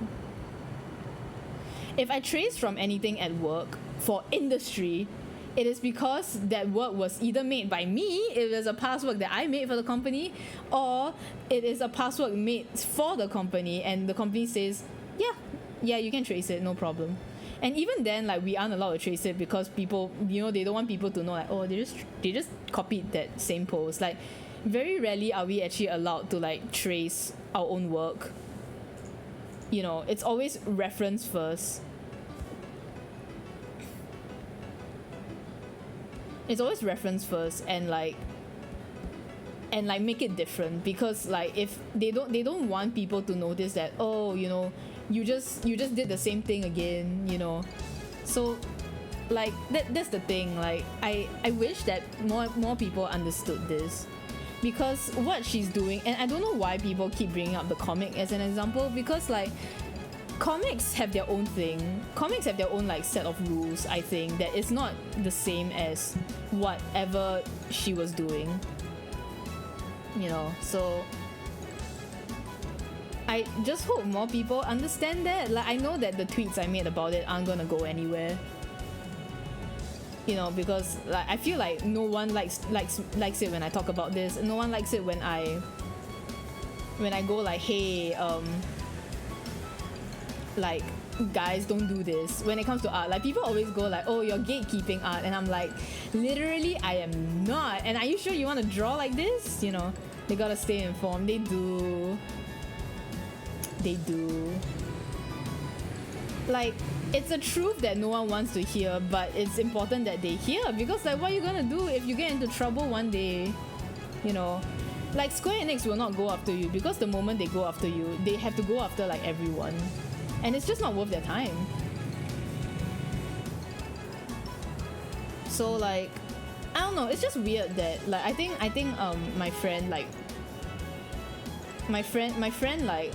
said it well. Like, she said that it was weird that people like idolize, you know, they idolize like, oh, Ishikawa, I love Ishikawa, I love Yoshi P, like I love like Soken, but then like but yet like, no, when it comes to like, you know, tracing off like the models, no one fucking gives a shit. Suddenly everyone's like, yeah, Square Enix is such a big company, why would this affect them, you know? Why would anything affect them? Like it's their big company, I'm just small artist. Like, what happened to I love Yoshi P and I respect Yoshi P and I love Soken and what happened to that? Is it because none of them are artists? No one actually cares about like the artists that work on FF14. Even artists themselves don't care about the artists that work on FF14. So like, that's a thing that like we kind of realized after this, because so many people were trying to defend like the tracing thing, and I was just like, or like they try and make it so like, oh, so are you trying to say that we can't even like take the simplest of shortcuts? And I'm like, no one said that. Literally no one said that. Use your CSP models, whatever. Do not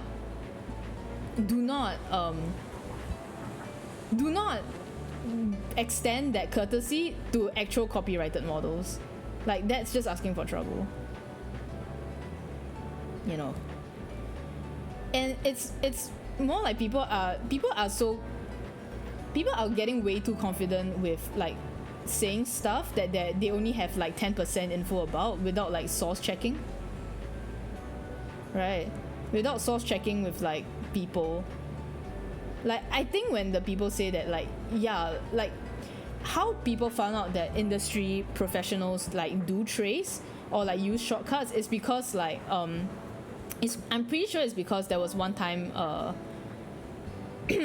like people were saying like you shouldn't be using references at all because you know, like real artists don't use references and you should just be drawing everything like from hand, which is also ridiculous. It's the other extreme, which is like no one also draws everything completely from hand. Everyone uses references. It is very, very important that you use references, especially in industry as well, right? Like when we design something, we need to show our references. We need to show that we have references and stuff, and it's more or less required to have references because like if we just come up with some bullshit off the top of our heads, like my boss will scold me. You know, they'll be like, where the fuck did you get this stupid idea from? Can you find real references so that you actually know how it looks like? Like it's you know, right? That was how I think it spawned. Like the normalization of like it's okay, you should use references because like that is an actual like art advice. You should use references. But then like now it got twisted to like tracing is okay. Tracing and referencing is completely different. And I don't know why so many people like think it's the same thing when it's not. Like, you know, referencing is like I'm referencing the mimic claw from the anime right now, but do you see me picking colors from it or like drawing over it? You know, no, I'm not. I'm eyeballing these and I'm putting like my own spin on it because like the highlights are not like this because my highlights look worse, but at least I'm drawing it, right? You know, what I'm doing is referencing. Tracing is if I take the freaking picture and I lay it on top and then I just line out over it with no like changes to the composition or whatever, and then I pick the colors from the screenshot as well to color. Like I don't even choose my own colors. That is when, you know, like, yeah, are you okay today? No, I'm not. I don't like, I'm just letting off like a lot of stuff because like I am frustrated that like a lot of people are using like what I would say are my peers to try and like to try and support their own agenda when the agenda is wrong. Yeah. But I kind of just like, but I feel like the way I'm like talking now. Apologies, I don't know when I followed you, but overall, oh, no problem. I'm sorry if this like topic is like, if I'm too angry, but it's kind of a topic that like I feel very strongly about because I draw. So, as in, I'm okay. It's just that it's kind of like, oh, you know,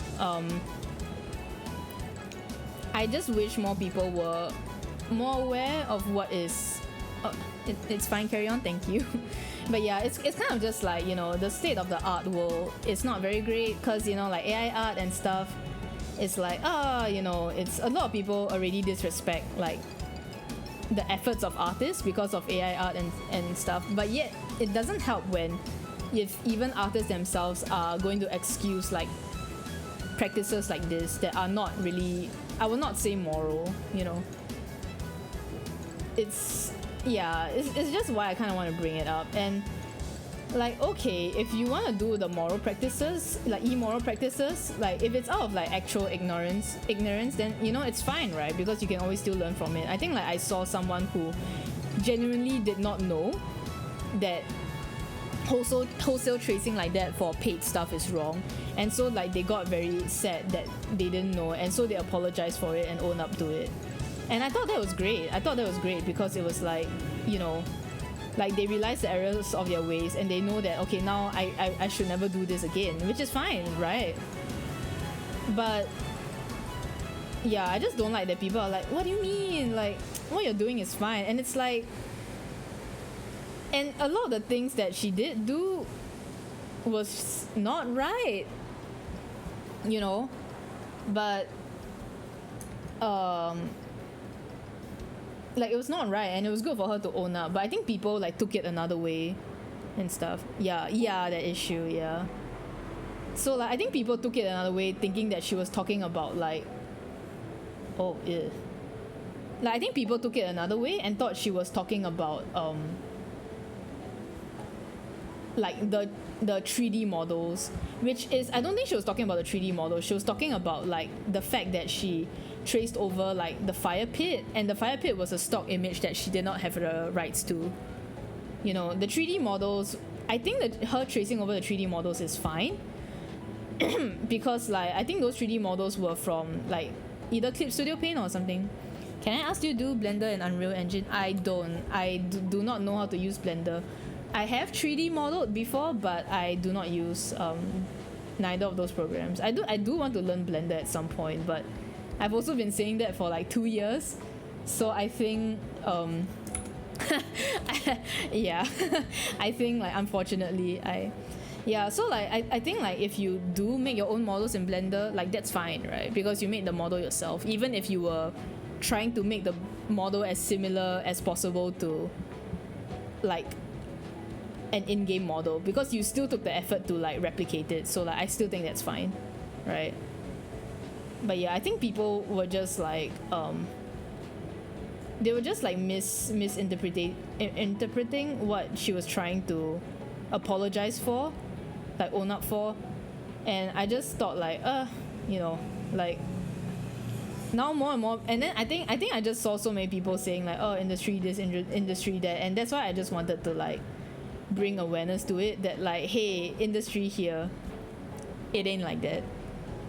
Like, I can give you so many examples of stuff that even I didn't think were gonna be restricted, but ended up being like, oh, you can't do this because this, and I'm like, huh? But okay, you know, like, a lot of things, like, I think one big example is that I do not use Clip Studio Paint brushes that are not the default ones for any work that I submit for the company. Because especially if it's the default, like, oh, pen brushes from Clip Studio, or if it's the, you know, from the Clip Studio store itself, like, made by the official Clip Studio, I think those I can use. But if they're not made by official Clip Studio, like the program, like Celsius, we are actually not allowed to use them, because because, you know, the person who made the brush is, like, they might change their mind and be like, hey, now you can only use this for personal work, you know, no more like company work, no more like monetary work, only personal work. And then, like, once they do that, like, that's it, it's Jowarida, you know, like you've committed a crime, I've committed a crime, oh no, you know. So yeah, I don't use a single, like, brush, like, you know my usual pen brush is the brush that I use to line art is not an official brush, it's a Clip Studio brush, and I do use it for sketches, but for the final work, like for company work, I actually don't use it at all. Like, I'm not allowed to use it, because if I use it, then, like, it's also because, like, the pen has a texture, and basically you don't know where the texture is from, right? We don't own that texture. Yeah, like, you don't know where the texture is from. Like, if someone reviews that, oh, actually I made the pen with this unauthorized use of this texture, then the pen itself will become unauthorized by company standards. So that is industry standard. Like, if you want to really, like, abide by that, right, you should be using just the default brushes, like, if you really want to be industry standard, you know, at least in terms of, like, a Japanese company, right? I can't give out, like, project specific details, because then I'll get into trouble. But yeah, textures. We used to have like this site where the company would buy paid textures from, like they'll pay for it. But I think they paid for a license to be able to like download the textures and use them. But I think after a while they decided that that was also like way too dangerous. So they decided that yeah, like we will not be like renewing that license. If you guys need anything, like please no, I think they started going like does anyone know like if there is anything that uses textures from this website that is in our current running games, because if they are, we need to change them. Like that was how serious it is, right? Like it could be like a 5-year-old game, but if it's still running and in service and it uses like a texture from the website, gotta change, because now we don't have the license anymore, we gotta change it out. That is industry standard. And if people were really serious of following industry standards to a T, that is the extent that they will have to restrict themselves, you know, if they really want to produce stuff for monetary reasons. So I feel like using industry standard as an excuse is just not right, because it's actually even more restrictive than what a lot of people are doing now. And I just hope that more people, you know, that from how I talked about it on x.com, Mr. Twitter, you know, that more people should be aware of the differences. Serious people normalize copying and tracing stuff. It's true. And that's what people are doing, which is why it frustrates me, because when artists themselves says that, you know, it's industry standard, that's why I'm tracing. And I'm like, yeah, sure, buddy.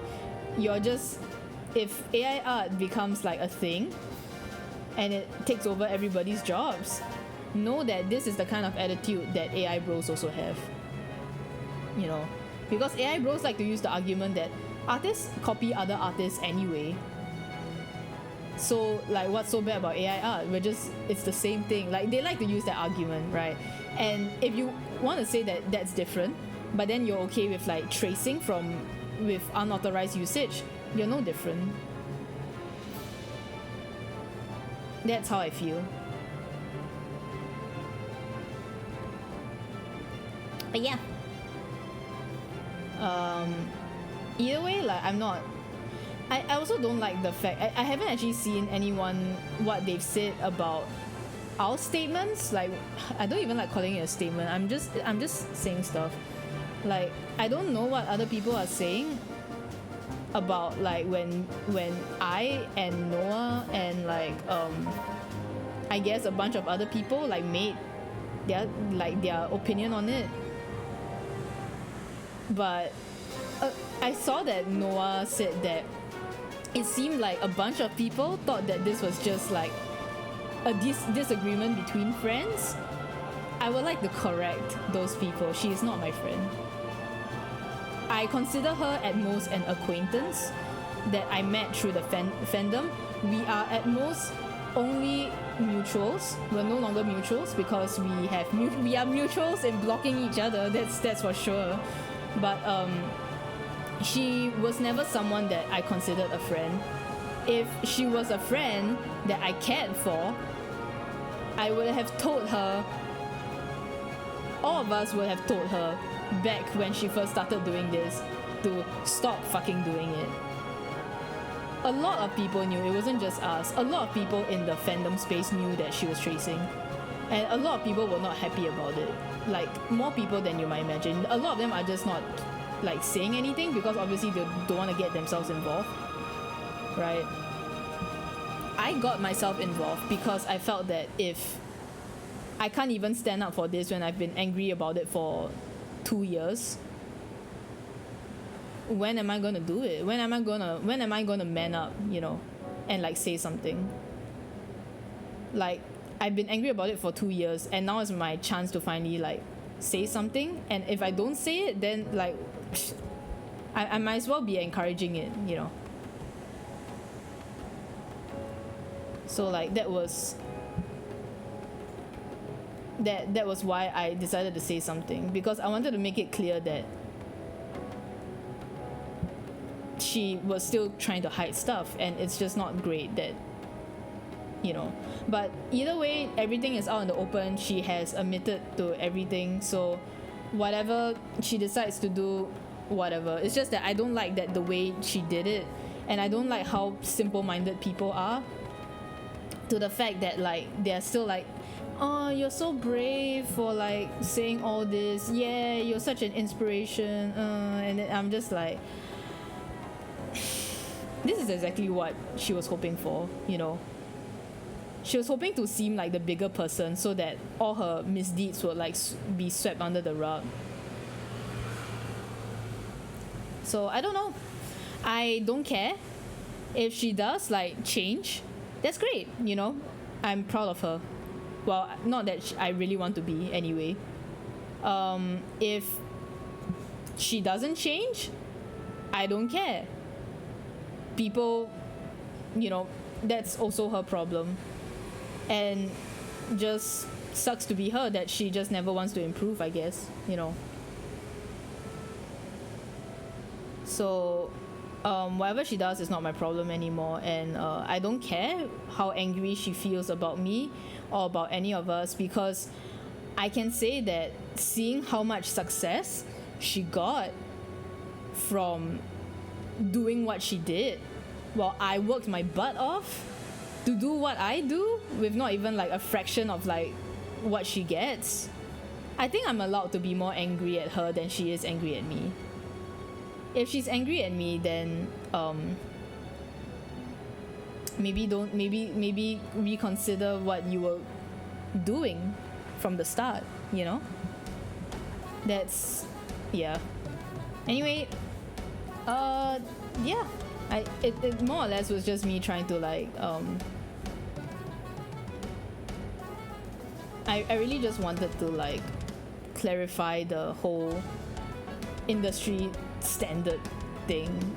It's so weird to me that people who have no like experience in the industry and do not care to find out the experience in the industry talk as if they know what industry does, when industry is so restrictive. But yeah, I don't know.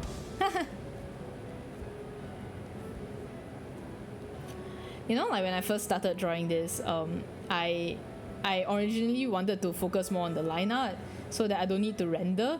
But then like I started rendering the first two like last night, and I was like, oops, I'm rendering again.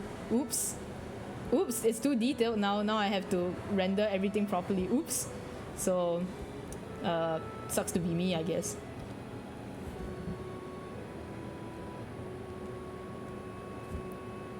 But yeah, I don't know. There's fun in drawing. The process is fun. I'm having fun. I really like drawing this, even though it's so like, even though this is way more detailed than like I should put into this, but I enjoy drawing it, you know.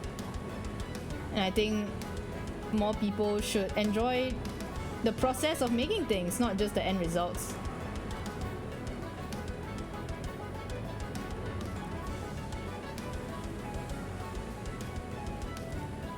Yeah. Okay, I'm out of things to say. So maybe like now I will finally like shut up. But yeah, that's mostly all of like everything that I kind of like planned to talk about today. It's more or less just me like being like, you know, this and that. I love Pokemon. I love Dungeon Meshi. Tracing is not great. Stop doing it. You know, even if it looks like shit, at least you drew it yourself, you know. And besides, I think tracing makes a lot of stuff look even more like shit anyway. It's not like I haven't traced before, right? And usually I end up like redrawing or like coloring over them, like painting over them anyway. and like changing like a lot of the stuff because I was just like, this looks so flat and this looks so bad, you know.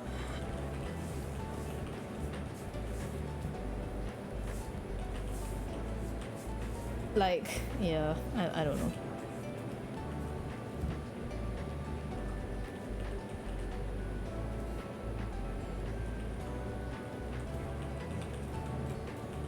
I need to pee, but I want to finish coloring this first. I find art that doesn't look great, but you know it's painted genuinely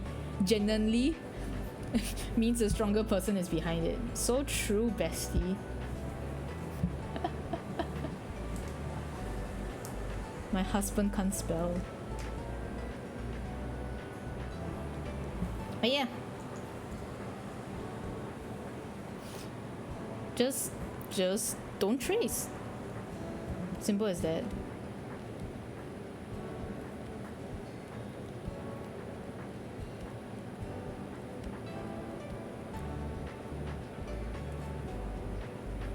I just don't like that she still kind of is winning, I guess, because I don't think she really like. I hope she just means what she said. And now I sound like a mean person. I just hope she means what she said. Either way, whatever she does, not any of my problem anymore. Just drop down the rabbit hole. There's art lesson videos on YouTube. So true. There's a lot. I feel like artists share their resources a lot as well, like, you know, so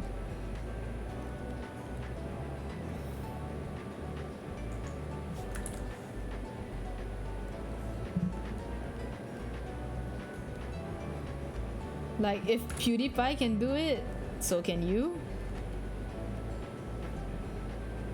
And I think like people might get angry if I mention him, but I don't support whatever he's done in the past.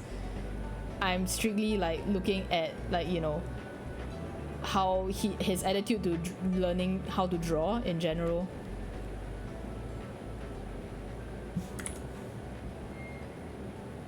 And I think a lot of people can actually learn from that.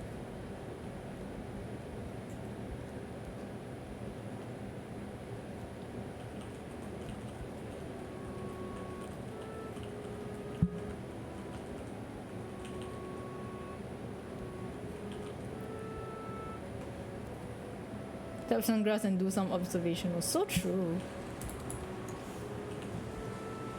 But yeah, I wanted to stream this so that you guys can see how I paint the food, because I genuinely like really like it. Be like Liars and observe. Yeah, Liars is so good at observe. Yeah. What? Also, you spelled his name wrong.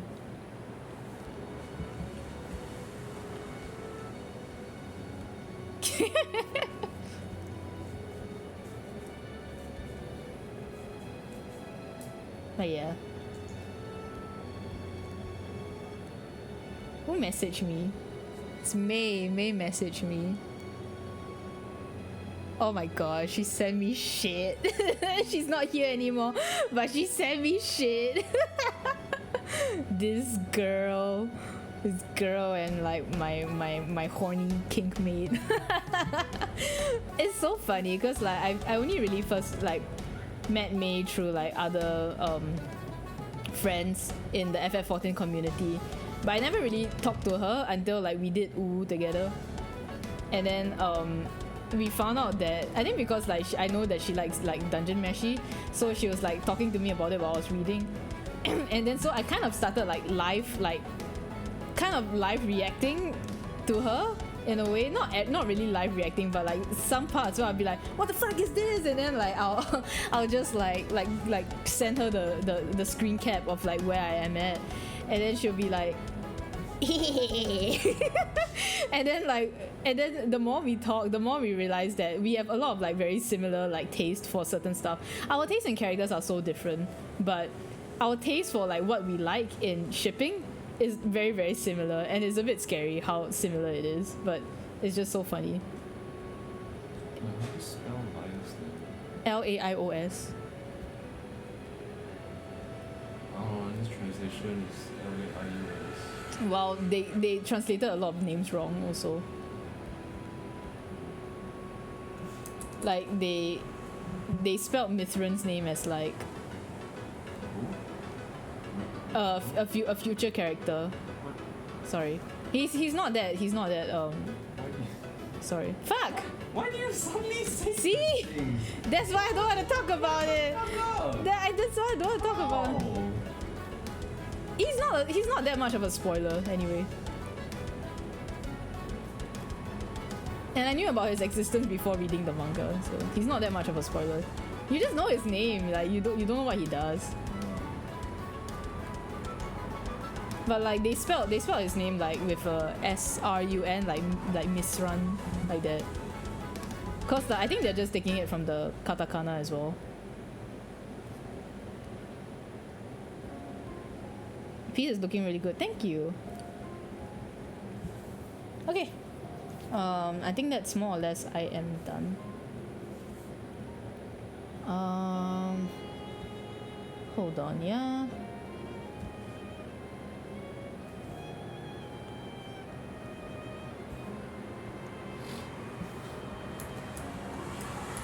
Hydrate. I actually want to pee. I want to dehydrate. Oh, that's too much, I think.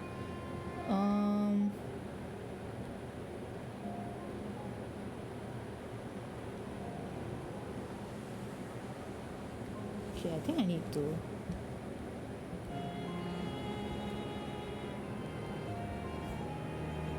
Okay, what if I just.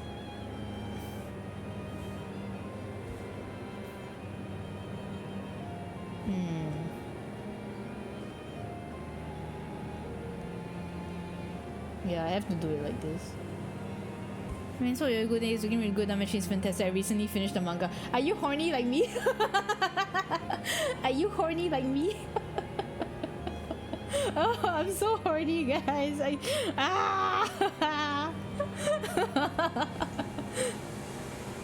can't be alone in this. Okay, I'm not alone. A friend who's also horny, like. When will I horny? I don't know. I don't think you have the degen taste that I do. But I can tell you about it, like, after we're done. After you're done.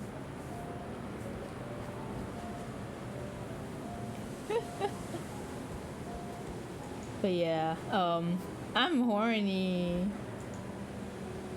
I'm horny. Oh, Dungeon Meshi makes me so hungry, and hungry for like for the other stuff as well. Man.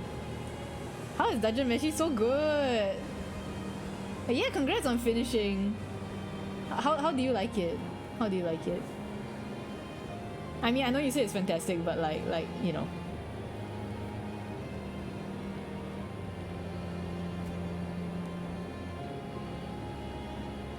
It's so good. It's so good.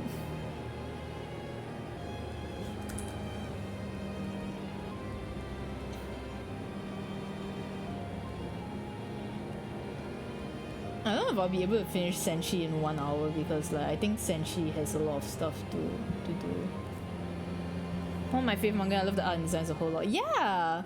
Like it literally just became like this is one of my favorite mangas now. The art is so good. It makes you feel like drawing, right? Like I can't explain it very well, but there's just something about it that really just makes you feel like you want to just like start doodling and stuff.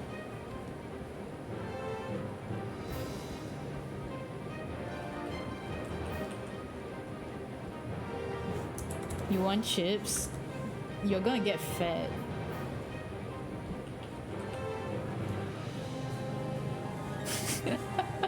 The Singlish.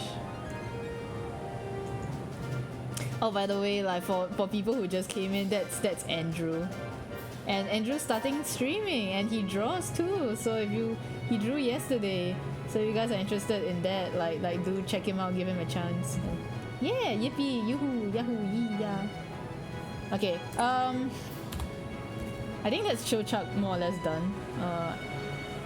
I need to pee. I've been holding in my pee. What did I write for this?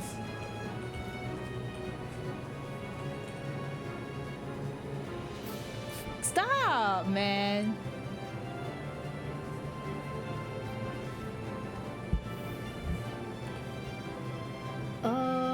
Da da da da da. Okay.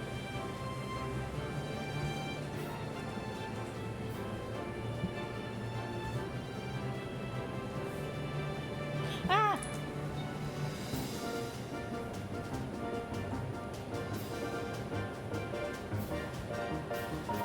I forgot that I was supposed to change all this to brown. I'm not surprised you like Chilchuck. Right, like it's very obvious, right? Like my type. Like once you know what my type is, once you have a baseline for what my type is, you can kind of tell. I have two favorite characters though. Like my favorites are Chilchuck and Kabru. So like it's the two of them. It started initially as just Chilchuck, but like as the series went on, I was like, Kabru's pretty good. Kabru's pretty good. And then like it just went downhill from there. Kabru Vase, yeah. I think he's a really popular character though, but I really did like Chilchuck. Wait, what did I say did? I still do like him. He's really good.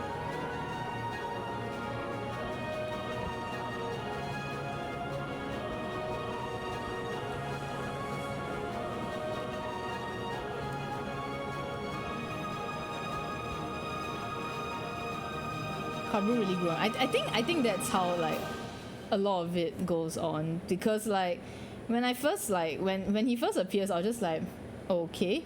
So like basically I asked May to like guess. Like, I was like, oh, who do you think I would like, you know, for Dungeon Meshi? Like, who do you think is my type? Like based on what you know. And she at first she said Kabru as well. And then after that she was like, after thinking about it, I think you already like Chilchuck. I was just like, okay. But this was after like wait, where's the what? Hold on. Oh, sorry.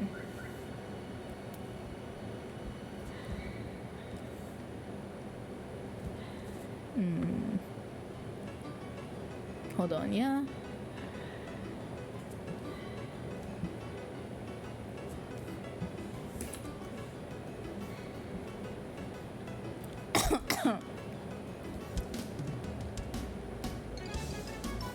Sorry, let me write something. Let me write this. Penmanship ain't my strong skill.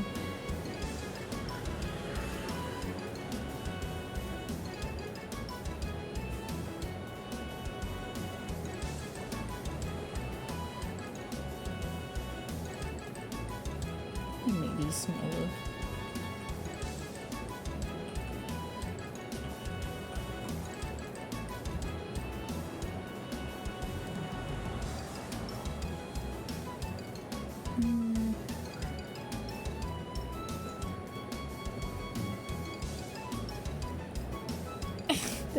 There's so much like space. I guess I can add the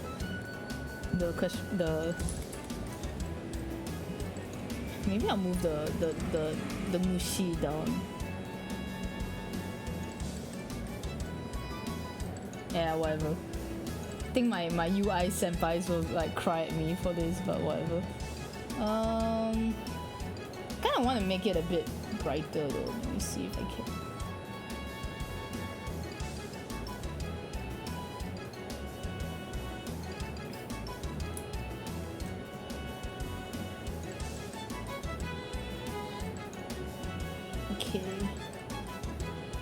Yeah, I think it looks good. Okay. Are there ship names in Dungeon Meshi? Yeah. I really like Itsuzumi, but I'm very biased to cats, and she's basically I'm not supposed to read this out, whatever. It's not a spoiler. As in, it doesn't give enough context. Pretty much like all the characters. Yeah! Okay, wait. I'm gonna go and like take a little piss. Then I'll come back. Take a break.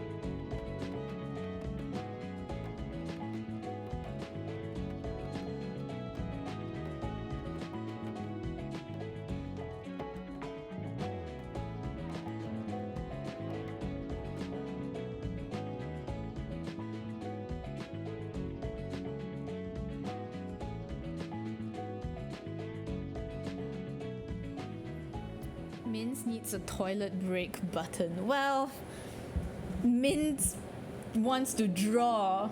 That's what. Okay, anyway. I hope I can finish this today. I feel like I just want to stay up until like this is done, to be very honest.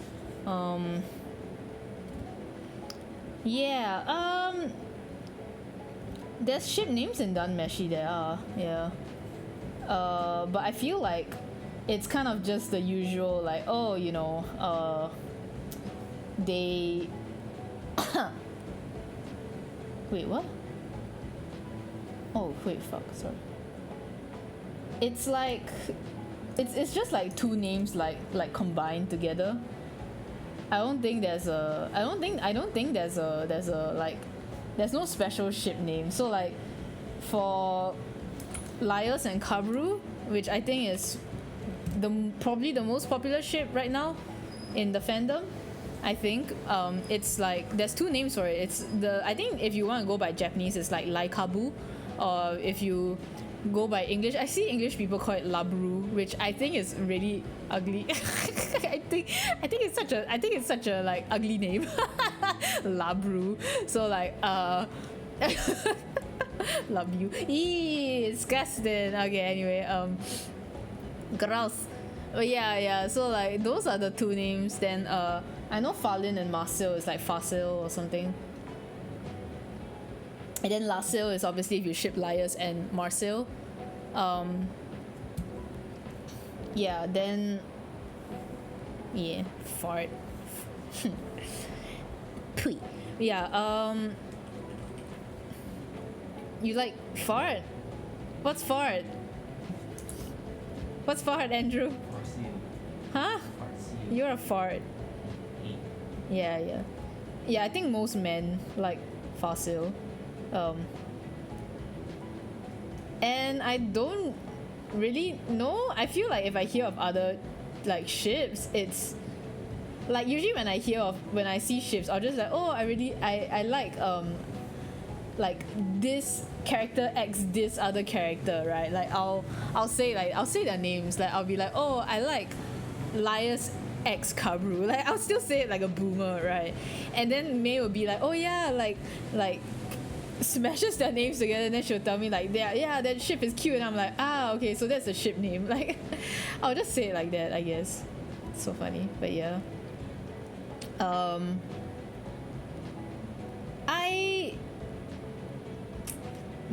Okay, so the thing is, it's like I don't know if I really ship the ship or if I just want to see stuff happen. You get what I mean? I'm not extremely passionate about the Dungeon Meshi ships, but I do really like Laios, Kabru, and Marcel. Yeah, those are like the two big ones, I think. I think Kabru, on the Japanese side, Kabru and character that Andrew has not met is also a very popular ship.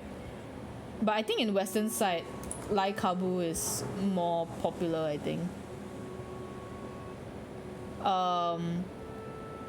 For me, even though I have drawn Lai Kabu, yeah. Even though I have drawn Lai Kabu, the thing is, like, I don't know if I ship them. Like, I do like the dynamics of the character. Like, no, don't get me wrong, I do like the dynamics of both characters. But I don't know if I ship them like how I ship Tancred and Graha, or if I just need Laios to bone something. You get what I mean? Like like I don't know if it's I like the ship genuinely as like a ship. I think I do like the dynamic, but I don't know if I feel strongly enough, or I feel stronger that in my need for Laios to bone something, you know. So I don't know. It's kind of weird. I'm weird. But yeah. Yeah. I'm glad you enjoyed it. My god. I want to be able to like. I feel like if there's like character design, I really do think that Dungeon Meshi should really be like included as like a masterclass of it. Cause like the designs are so simple, yet they get everything across. And if you look at like her notes, yeah, I really should. If you look at like her notes, like in the extra stuff that she draws for like Daydream Hour and like the encyclopedia, like just the way she talks about how she thinks up the designs and stuff, it's so interesting to me. It's like, so this is what you think about when when you're drawing it and stuff like that. Like it's so interesting to me. But yeah.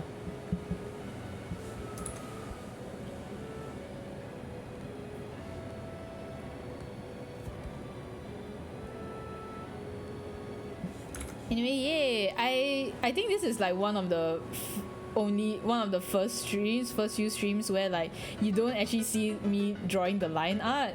Like you're only seeing the coloring process of it. Usually it's the other way around. Like you only see the line art and then you never see the coloring, and then I'm just like finish. But I think like I really wanted to like stream this cause I really don't like do it often because I don't really draw a lot of food in my art. I want to be able to draw more though. I want to draw more food. My next wall book, the next book that I want to do is I want it to be mostly about food actually. Like it's a more chill book about like, oh, you know, they go here and they eat this. And here is like how they react to certain foods. Like if they go to this locale, like what did I say? Okay, actually I'm not using locale properly, right? Sorry. If they go to this like place, you know, what would they eat? Why would they eat this? What is their favorite? What is some of their favorite dishes? And how they react to the knowledge that, oh, each other likes to. Sorry, my ad block suddenly told me your ad block has been updated, but then like I was looking at a reference for the Kelpie, and so I was just like, where did my reference go? It just flickered for a moment. I got so scared. I was like, whoa. But yeah, so like I really like drawing food. So basically at work, for office work, there was a point of time where I was put on this project that also like very much was just about like food, right? Like the characters were like all done already by that point, by the time I joined. And so it was more of like, oh, you know, the stuff that you gacha for is like the food recipes. And like, you know, because you're running a restaurant, and so you want like better food recipes that will give you the boost needed for the event in question, so that was the that was the project that I was assigned to. And I think like that project taught me a lot because you couldn't draw you had to do everything in vectors, you know, like Photoshop vectors, pen tool, any pattern has to be drawn in vectors. Use like layer effects to like do like add glow and stuff, you know.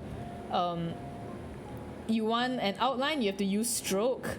You want this thing, you have to use this other like layer styles. Like basically everything has to be in vectors so that if they wanted to like you know, it's easier for them to scale up. And that was it. Like nothing can be done with not vectors. So that taught me a lot, but that also kind of made me like appreciate the like how food is drawn, because like I really had to observe, right? Like, okay, shading here, this kind of texture here, this kind of highlight here, right? Like I had to do all that. And so like after that I got put on this other project that where I was kind of more in charge of that one. Like I had to do a lot, right? And it was not just like food. There was food was a big part of it, but like there was also a lot of it was also like I'm sorry, my brain is like so fried because I'm trying to like think of what color I want this to be.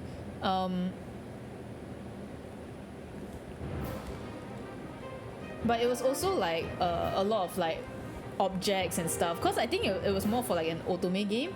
So you had, it was like gifts that you give to like the character you're trying to like, you know, date. And so it had to like come in a lot of different presents, like, oh, you know, like this is a snack box that you can give to them, or like, oh, this is like ice cream that you have to give to them, this is like medicine that you can give to them, something like that. So like it was kind of fun where like I had to draw a lot, and the style was actually quite realistic in the sense, and I had to draw a lot of food for that, and I really enjoyed it. Like I realized that, wow, I actually really enjoy drawing food, because like I thought that food would be something that like, you know, there's so much details and it's so hard to like simplify a lot of the times, at least to me. But then I'm so lazy to like, you know, to do it properly. Like I don't want to draw food, let's not draw any food. But after like working on that project, I was like, I actually like drawing food, I actually really do, but I just don't draw it a lot, so this is my time to shine. But yeah, that be it. And so since I don't get to draw food a lot, I kind of want to show like how I do it, I guess. I hope that it looks a bit helpful. What? Oh. What does this always keep changing to darken? So yeah.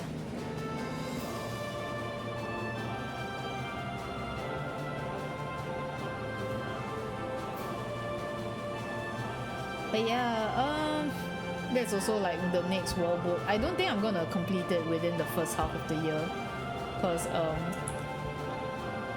I did want to take a break. And I think I did. I took a break. So I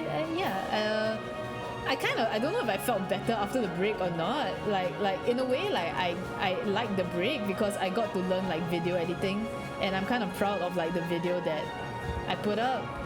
Like, actually not good. My sister said that she enjoyed it. I asked my sister to watch it. She watched it and she said that she actually like really enjoyed it, and I was like, yes, because my sister is like the first person who will go like, dude, this is freaking cringe, and I'm like, you know.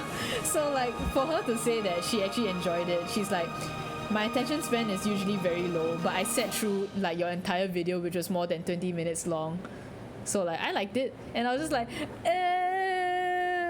my sister, you know. So, and I think like I enjoyed learning that new skill, so it was good. But at the same time, I just felt like, oh my god, I'm wasting so much time.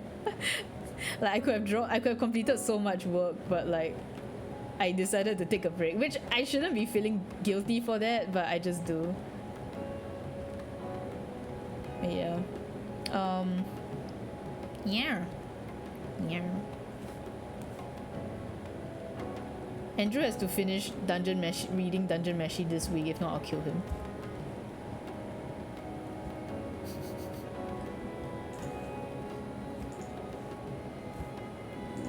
Okay, I really don't know what else to say. I really don't know what else to say, so this is just gonna be me drawing. And hopefully I actually finish this like way faster.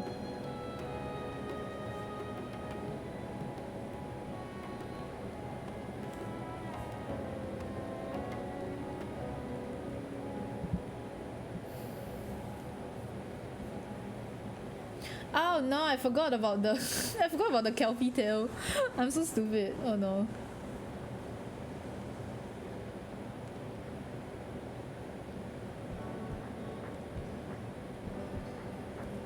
I closed the Kelpie tab already though. Maybe. Kelpie. Okay, the tail's just the same color, just in case.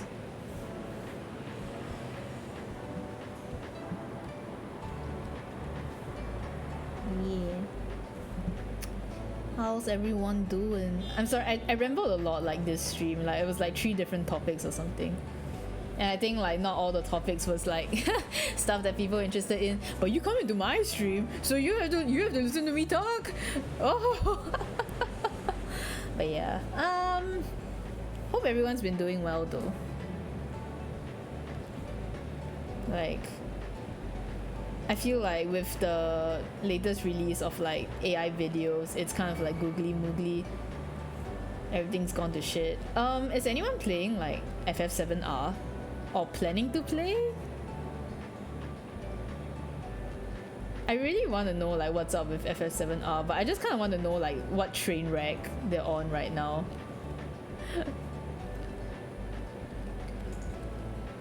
I'm just kind of glad that I at least found like another obsession that will hopefully tide me over to like Dawn Trail. But I feel like if I just draw my book, like that, Dawn Trail will arrive faster than I finish my book.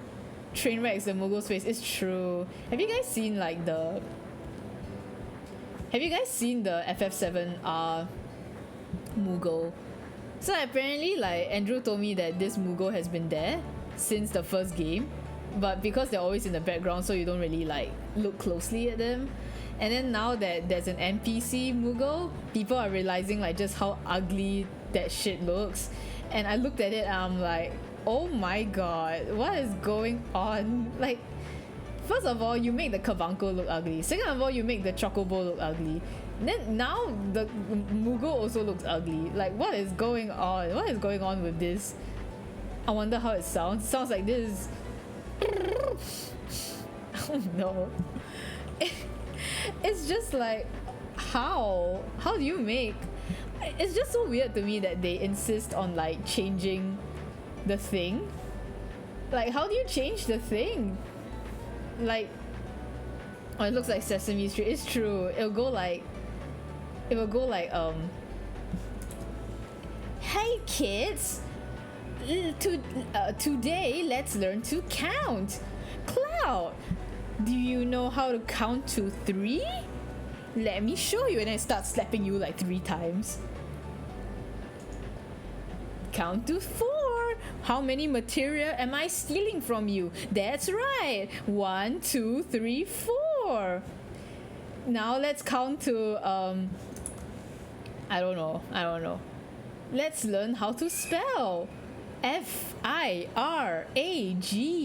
What does that spell? Firaga. Die. You know, something like that. I don't know. It's like, why do they change the design so much?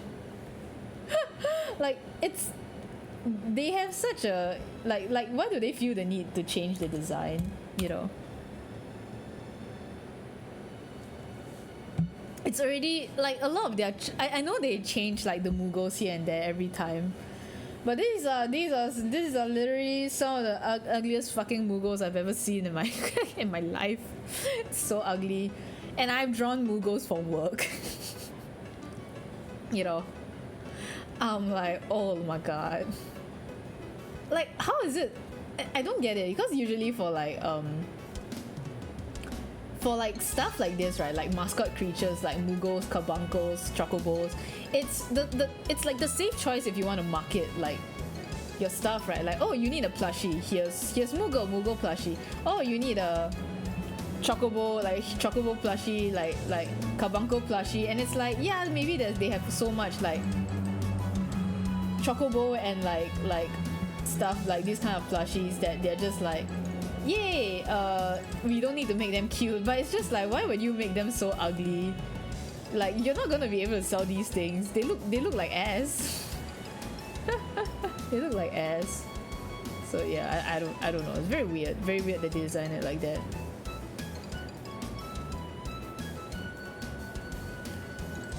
But yeah, I haven't seen any spoilers yet. I guess people are being like mindful. Either that or I just don't follow enough people that care about Final Fantasy. I know I follow at least 2 people though who want to play it, who have expressed like that they are gonna play it on launch. So they're probably playing it, I guess. I also want to play. Okay, I don't want to play, but I want to watch someone play like the new Yakuza game. Cough, cough, hint, hint. Someone that lives with me, you know, I want to watch them play.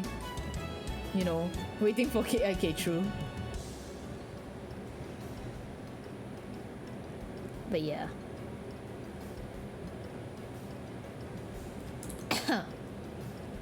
I talk too much. My throat's digit. Let's just draw until I decide to yap again. Yep. Okay. I could either follow the anime Senshi is a bit browner, while manga Senshi his beard is more black. But I do prefer the brown. I do think brown is easier for me to play with, so I think I will go with the brown.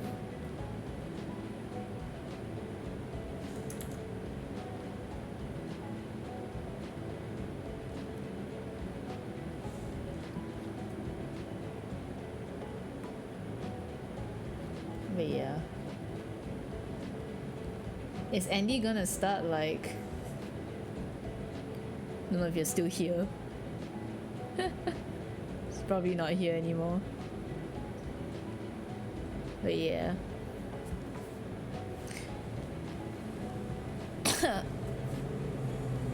This is like want to draw like more food art. Hopefully like more people draw food art. I doubt it though. I feel like more people would just draw like their favorite characters kissing and stuff. But yeah.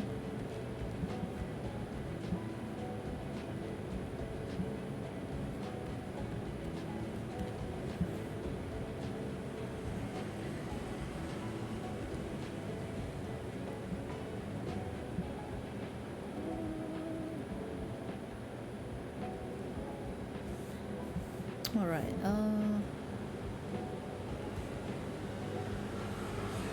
Okay. Yippee. It's like, let's use this gray.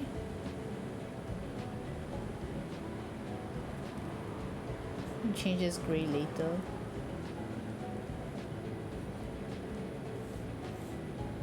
Change this gray later.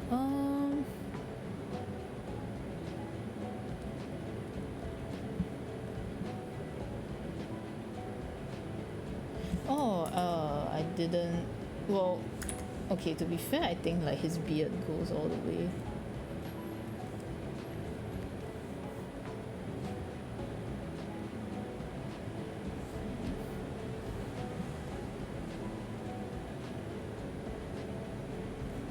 Okay. Then the brown. This is probably not the correct brown, but let's just put in the colors first.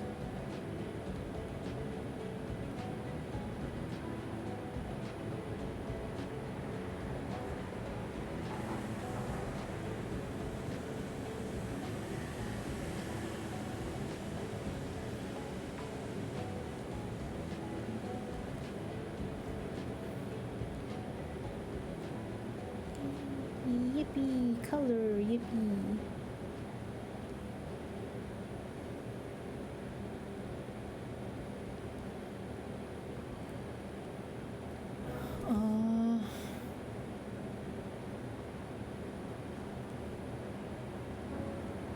I think this is too dark. Maybe a bit lighter. Yeah, now it's too light. Okay. I think it's too saturated. About something like this, I guess.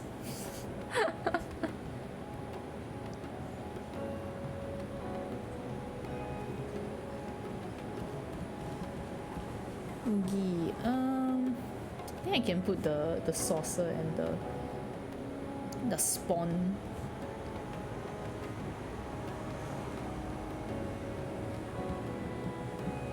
Actually, I shouldn't.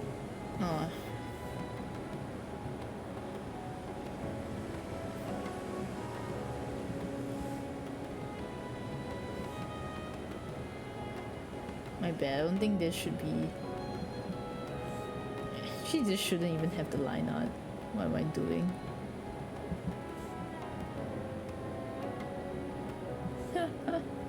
Oops.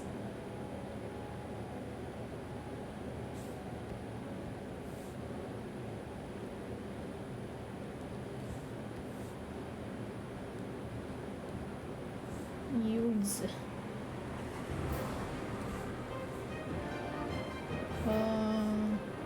Okay.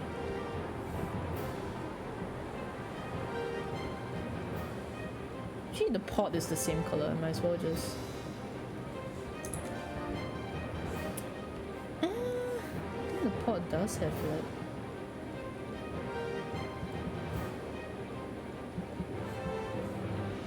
bandages on it.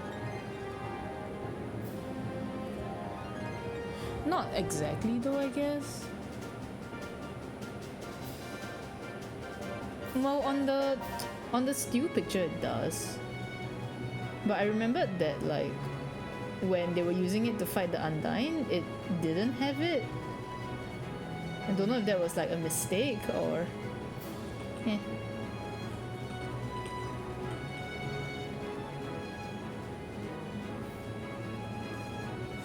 What am I doing? Just do this.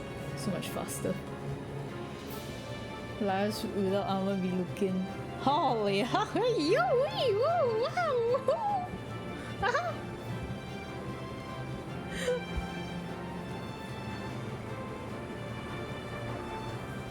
Look, Chilchuck's touching his boob. Chilchuck's touching his boob. Chilchuck's touching his boob. You have to understand.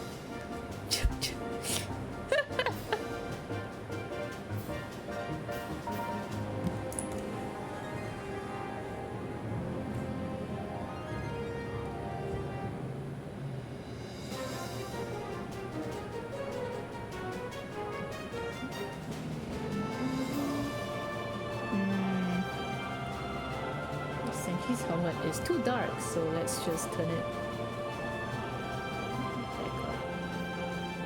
I think it needs more blue. Yeah, it looks more like it. Maybe the brown is too brown. It's desaturated blue. Oh my god.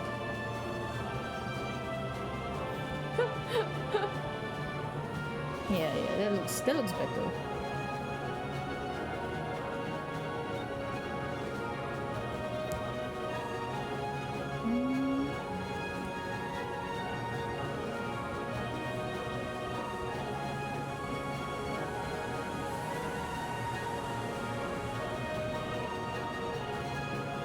Some fire.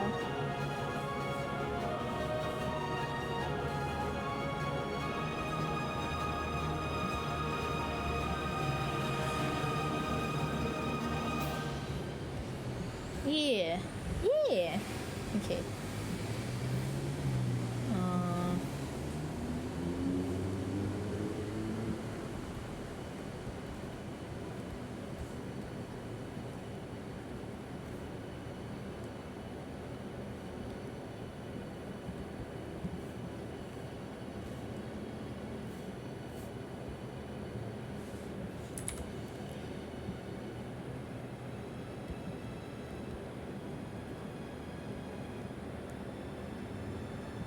Okay, maybe he doesn't need that. That's too scary.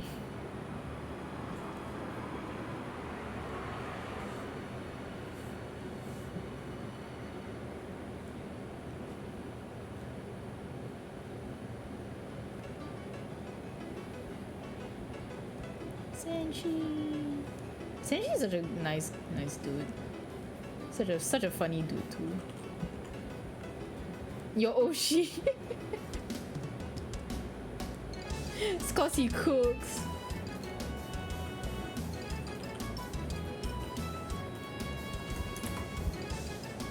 He's shaped like a friend, that's right.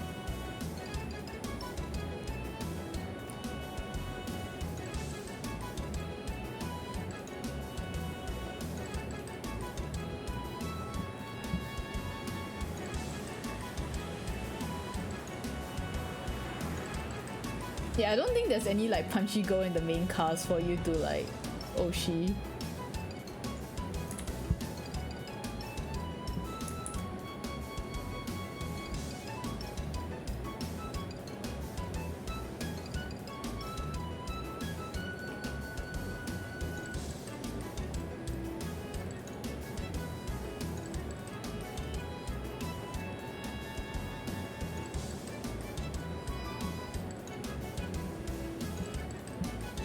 It's okay.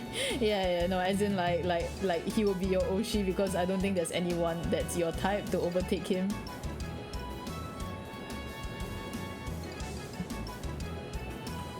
Okay, wait, I can think of one. I can think of one, but she doesn't appear a lot, so I don't think she'll do anything. Fluffy.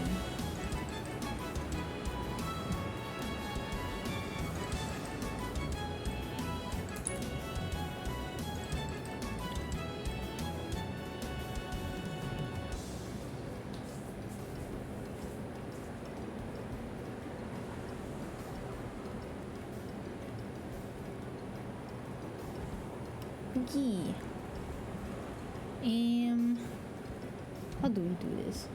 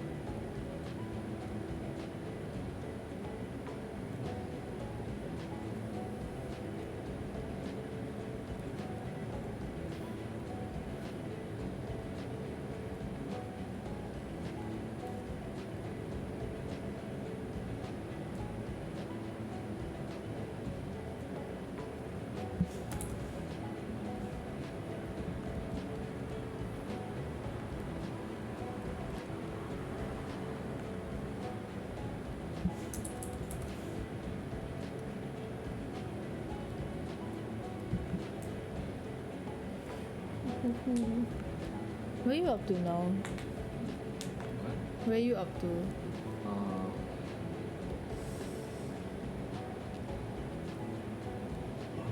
I mean, they come in. It doesn't matter. They met the second bunch of orcs. Oh!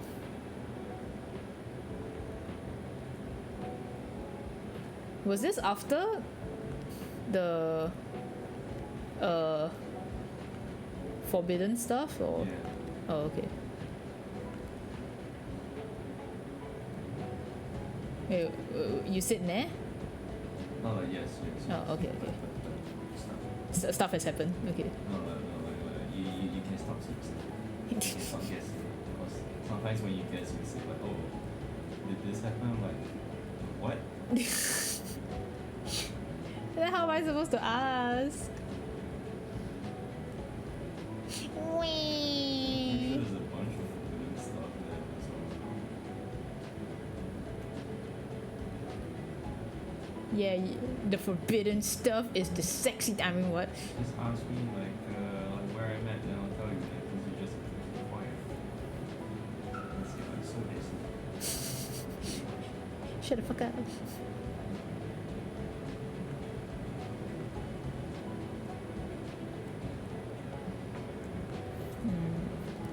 Is it weird if I put highlights on him? Yeah, it does. Maybe not that much highlight, maybe just a bit. Maybe a bit more. Yeah.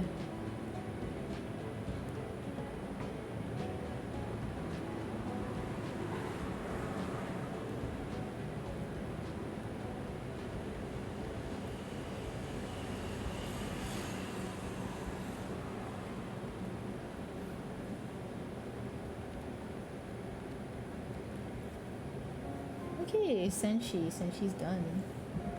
I mean, his beard is done.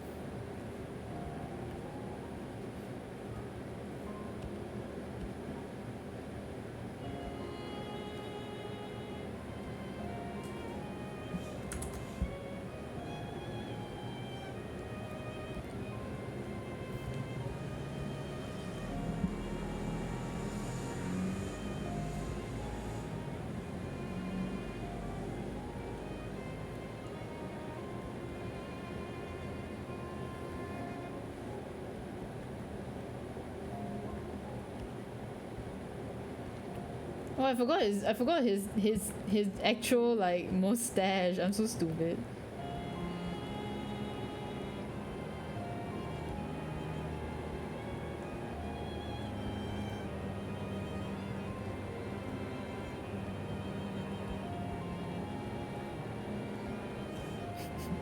He looks so dumb. So cute.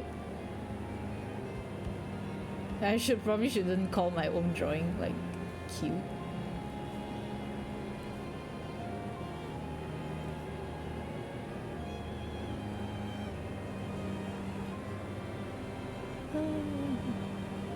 Okay.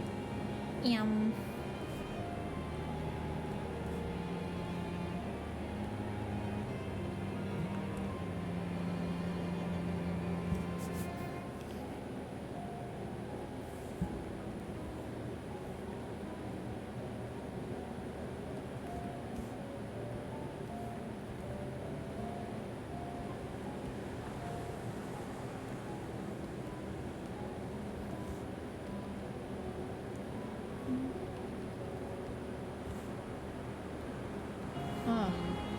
There's something down here. Okay.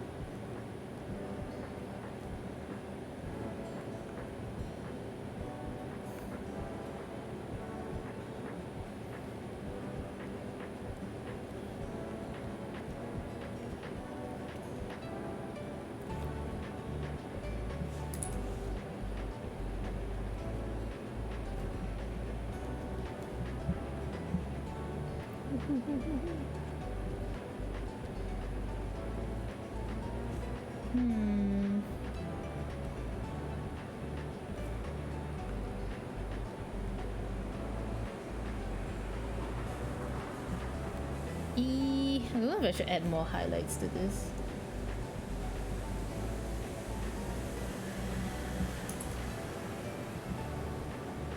This should be fine. I don't know. I feel like if I add too much, then it might end up spoiling the look.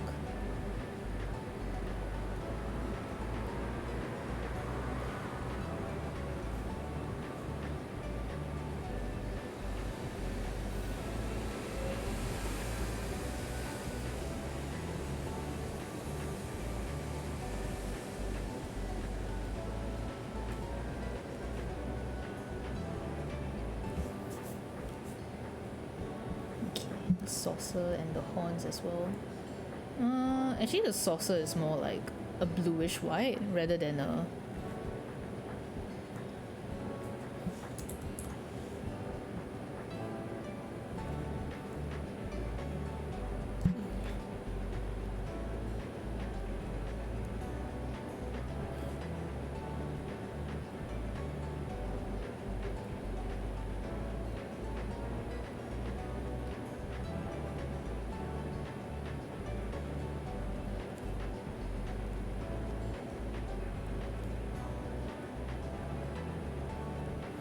yippee. Okay.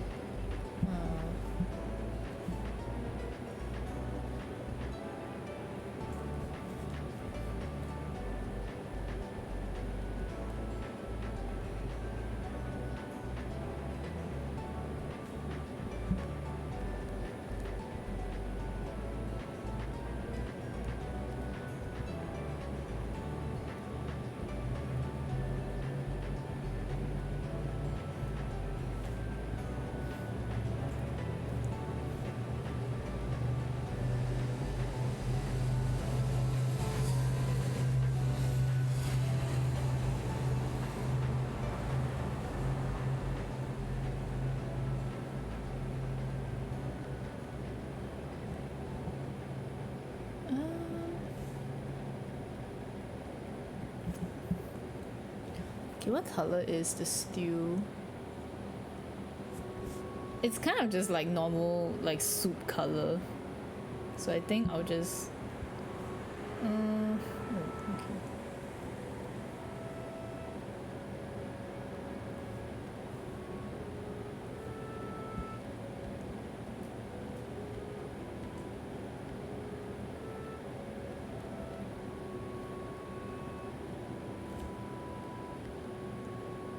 I forgot that there was a bit of the foam, the soup foam, like on the spoon.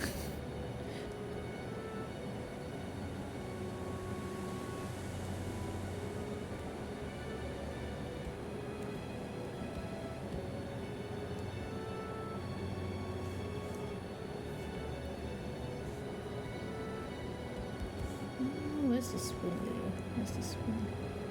Ah!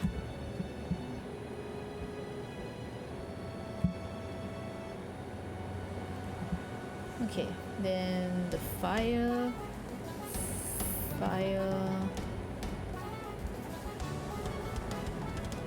don't know how much I can do for the fire actually. It's just like, oh my god.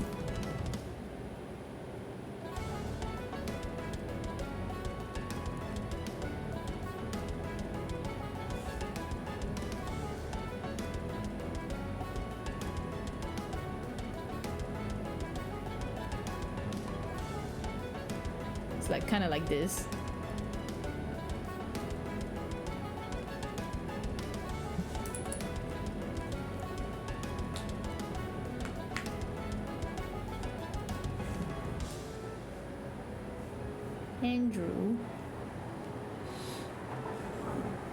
Andrew, what? You know why you marry me? What? You know, like I'm so bad with spoilers and you hate spoilers. Stop! He's like walking around with like someone who he's like stuck to a person who reads faster than him and can't shut up.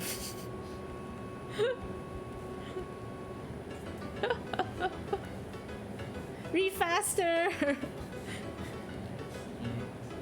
Yeah, nah, take your time. Take your time.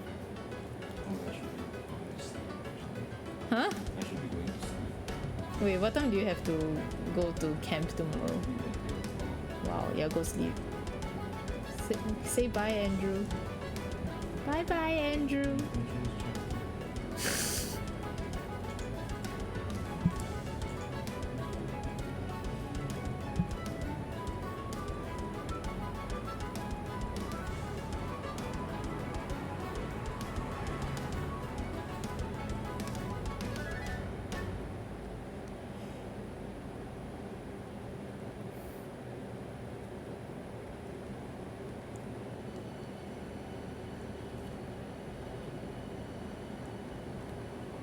Actually, I shouldn't be putting shadow there. Like, it's not as if the fire is like a solid object. I always have a bad habit of doing that. It's like, oh, you know, it's another element. Let me just put some shadow, and then it doesn't work like that. And I'm like, I'm so stupid. Yeah, I guess it's about there.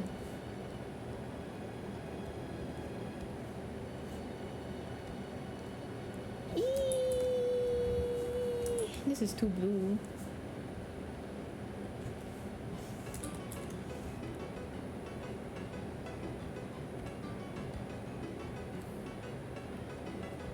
Okay. That's the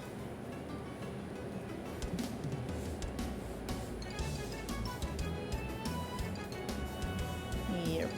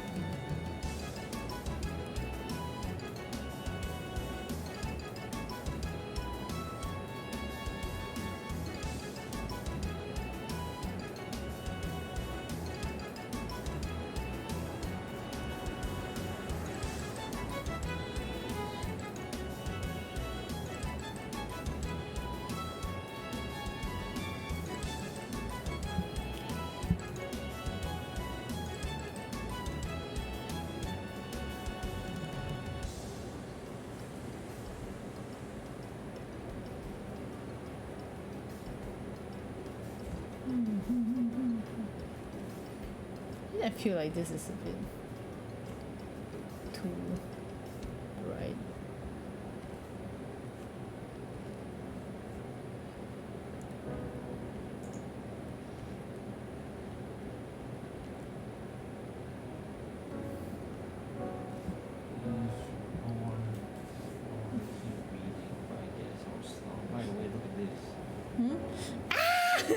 Fuck you!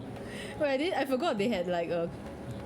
I guess because like that happened really early on, so I hadn't shipped it yet. Do I ship them or do I just want liars to bone someone?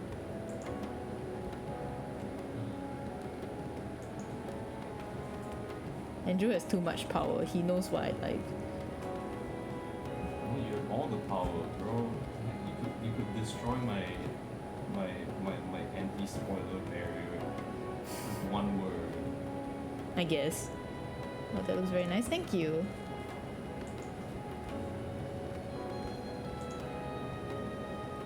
The fire details and colors. Oh, thank you. It's just like the fire is like really simple. It's just like using the it's just using the lasso tool to draw like some shapes, but I'm glad that it looks good. Thank you. Thank you for saying so. You're always so nice. It's fine to be like, Minz, this fucking sucks.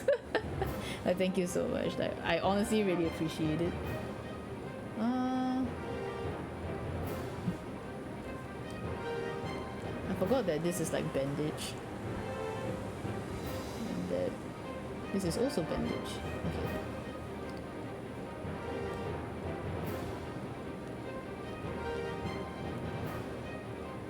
Okay.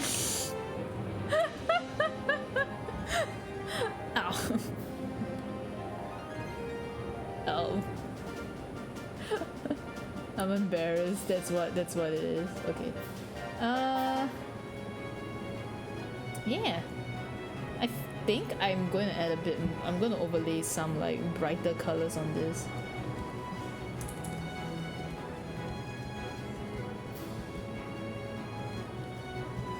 That's too much.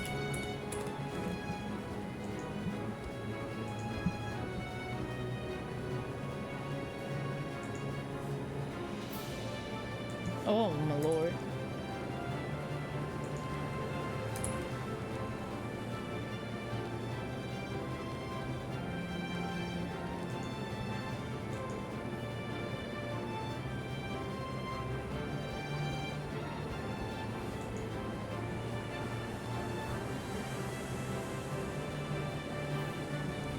Okay. Yeah. Okay, that's the character down, so it looks something like this. Ugh.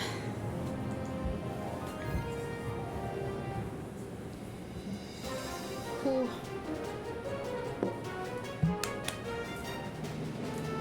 I was hoping to finish this like way sooner, but I guess cause like I was talking so much at the start, so it kind of went like kind of went like all over the place.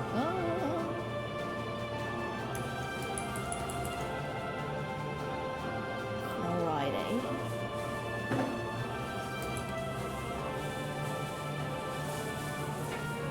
The food draw is making me hungry.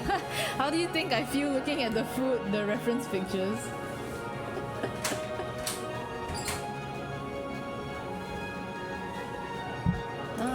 Okay, this is the last one anyway, so yippee.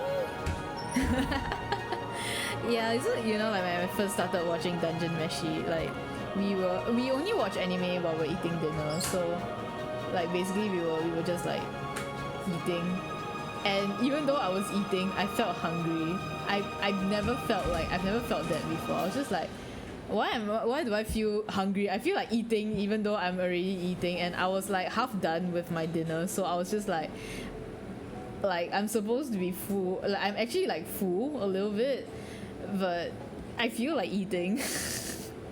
I want to eat. I'm hungry again, but I'm full, but I'm hungry, but I want to eat. Ugh. And then it was kind of cool because like during one of the episodes, one of the dishes was like this kind of like stew, right? And then that night, like Andrew made white curry, and it basically looked like, apart from the color, because I think the color of the stew in the anime was a bit redder, so like not a bit, it was much redder, while ours was like more cream colored. So but otherwise like everything else looked the same, and then it was just like, oh shit, we're eating with them, you know. It was quite cool. I think like the colors for food is like so important, and that was like something I had to learn while working on like the projects that I did that had food and stuff. So like the moment you choose the wrong color for your food, it just makes it look so unappetizing. So I feel like food artists, like to be a really successful food artist, you really have to know like your colors really well. And I think that's something that I need to learn, because like the way I pick colors is very like, you know, it's very like to whatever is needed kind of, right? But like when it comes to food, I feel like it requires like a separate brain kinda.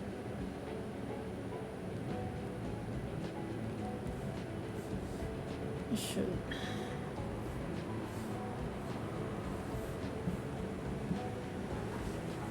yeah. What? How did that pick that color? Like how did that pick such a much darker brown then?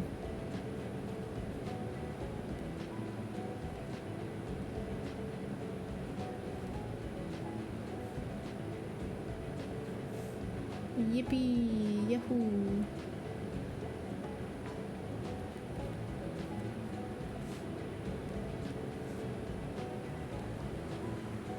Alrighty. And then we color in the mushrooms. Yeah. That's like, I'm trying to make the series kind of like consistent, so I use back the same like plate shading for like the underneath. But then like because there's a lot of textures on the plate, so I have to like put this gray background while I put in the flat color so that I can just like you know, I can just do this and not have to like manually lasso to like everything.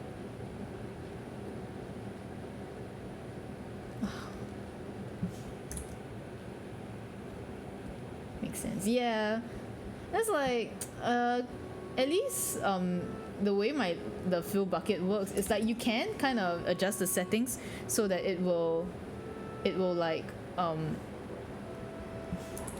it will kind of like change it around a bit. But yeah, why is there notifications? Oh. Oh, it's just Noah liking my tweets. Yeah. I'm sorry to like bring up the topic again, but like I've just said my piece, and I always get very nervous like talking about copyright infringement, because like I don't know, people seem to get so like uptight about me saying certain stuff. Like when I go like, hey, you know, maybe don't do this because it's actually not really like great. And I mean, when I mean like that, I mean like, you know, copyright wise. I don't ever mean like there's a right way to do this and you're not doing it right. But I don't know, a lot of people seem to think that I'm going with that kind of attitude, which is like way further than I can. And I don't know, I feel like I at least try to what's the word for it? I try my best to wait, what's this? Oh, I try my best to like word myself in a way where I don't come across as condescending, because like I'm not condescending. Like I know I judge people here and there for stuff they should be judged for, but I don't think that I'm condescending naturally as a person. And when I try to like tell people that, when I'm trying to like, it's not really tell people, right? Like I'm just trying to bring to attention that, like, you know, these are the standards that you should hold yourself. Okay, that sounds bad. Like these are the standards that are commonly practiced in the area that I have experience in. You know, it's just saying that this is how it's usually done, and so you cannot just assume that it's done another way because it's not true, right? Like I try and word it like that, and you know, I never try and make it like, hello, how's it going? It's going good. I'm trying to finish. I'm trying to finish this thing, yeah. But I always get so nervous talking about like how, like, yeah, you know, like we can't like maybe try not to draw in this way, especially for stuff that can get you into trouble and stuff. But I don't know, people just seem to react really poorly to that every time. Like I've been like, oh, you know, you're just gatekeeping, and I'm like, what do I do? Oh, I'll save in a bit. Let me just yeah.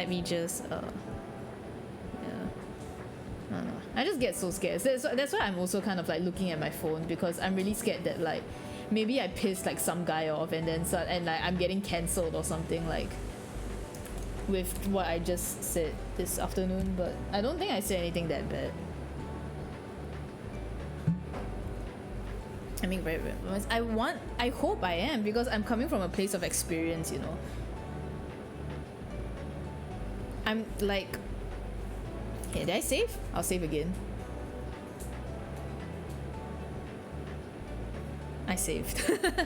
Yeah, like how do I put it? It's stuff that I have experience in, right? Couldn't imagine you being cancelled. I can. I can, because the last time I said that, there was one time I said, hey guys, like, wait, what does that mean? Anulo Mufa. Let me search, what does that mean? Oh, is it like the equivalent of like, oh, touch wood? Like what, like when you say like, oh, don't jinx it, like touch wood. I'm guessing that's what that means. Are you from Argentina? But yeah, the last time I said something like, basically, yeah. I see. I learned something new. Did I even pronounce it right? Like when it has the little apostrophes above the letters, I always don't know, like Argentina. That's cool. That's actually so cool. I saw like when I googled it, and then like I saw the picture of like the thing that popped up, and then I was like, oh, that's the Argentinian, like the uniform in like football. But yeah, yeah, there was once I think last year I did say like, hey, you know, tracing is good for taking shortcuts, but it's really bad if you're trying to learn, or if you're starting out. Like don't trace, because you're not gonna learn anything from tracing. And maybe I worded it badly, because I was like, hey guys, like you know, you shouldn't be tracing, because it's actually really bad for like learning. Like it doesn't help you create your own style, and you're just like putting yourself like a crutch, you know, you're just putting a crutch on yourself. And apparently like I pissed off like a bunch of people. Apparently I pissed off a bunch of people. People came into my like replies going like, who hurt you? Like this is such a old school mentality. Like you shouldn't be like, it's so harmful of you to like try and like push this rhetoric, like you shouldn't do this. And then like I realized that apparently a lot of them thought that I was talking about referencing, which is completely not what I was talking about. I was talking about like tracing. Like, you know, you put a picture, set it to opacity 50, and then you just like draw like over the lines, and you're like, I drew this, even though you just traced over it. Like basically just copying because I'm entirely new. I think if you copy like by eyeballing, like what I'm doing now, right? I have the picture like I have the picture like open, but I'm not like overlaying it, and I'm not picking colors from it, you know, like I'm choosing the colors myself. like it might not look great the first time you do it, but at least like you're observing, you're using like powers of observation to like try and like do it, you know. And that's, to me, that's referencing. Eyeballing is referencing, it's not tracing, you know, which is fine.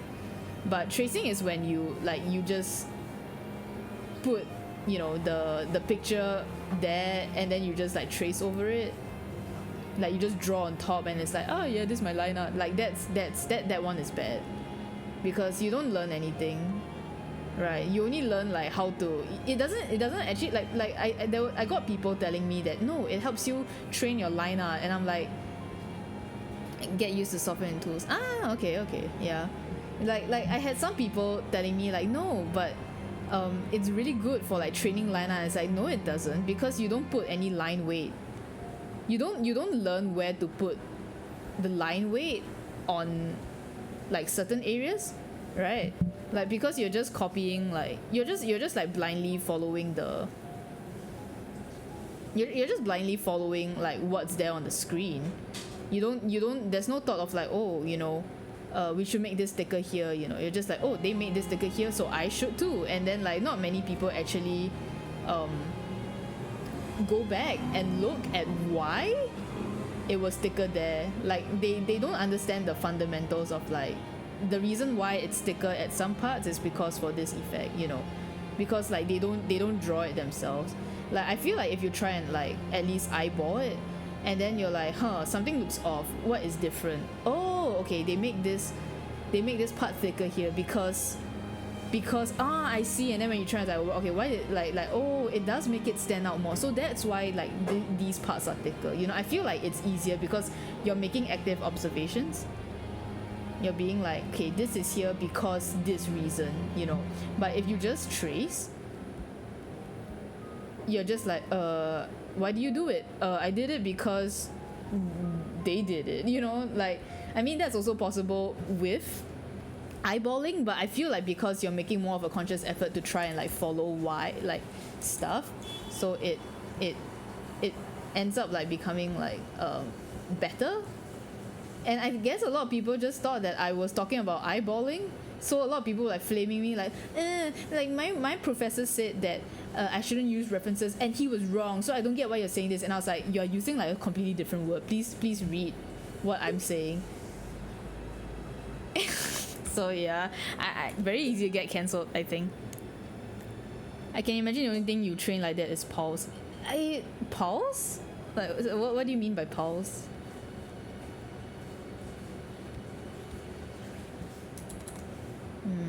Maybe a bit more orange. Orange looks bad.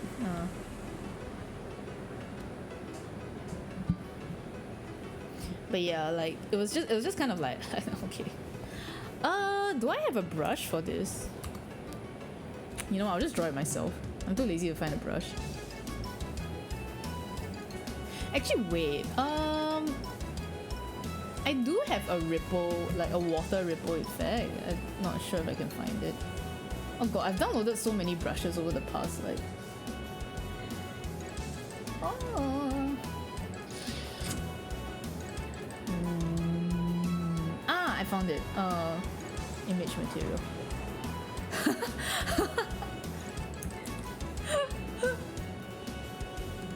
This is meant for like waves on like water, but I think it works for meat. I think it works for meat. Okay. But I have to edit it a bit because it doesn't exactly work for the whole thing.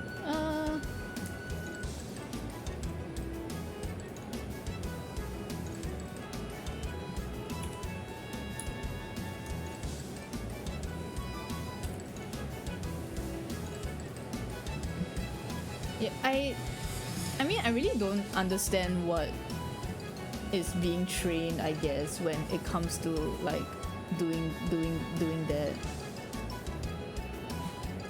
Gotta say in English. No, it's fine, don't worry about it.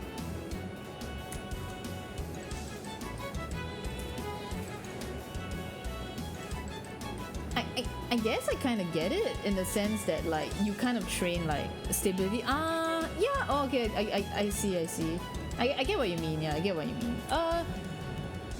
Yeah, I guess, but yeah, it's like, I guess that would be, you're right, you're right. There is like one usage of it, yeah. But yeah, I don't really like see how it otherwise like helps, I guess. Yeah, I'm gonna add more.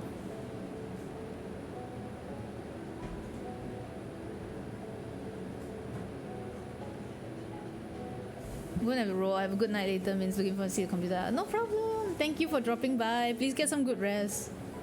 Yeah, I'm not sleeping until I complete this. Cause like I think I've delayed this like long enough. I wanted to complete this like yesterday, and then like I took way too long with like coloring because like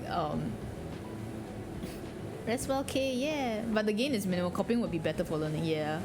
I think like copying is like maybe not the best word to use as well, because like copying sounds like, oh, just copy, you know, but I guess referencing is like the better word to use, which is what I use, I guess, which is what a lot of people use, and then like people like get mad at me for, and I'm like, I'm literally agreeing with you, brother. I'm literally agreeing with you, brother. Like it's so funny the way they, it's not funny actually, but you know what I mean, like.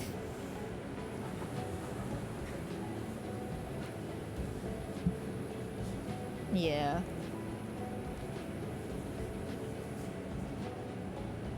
I get what you mean though, I get what you mean. Like, so don't worry about using it here, but yeah, like.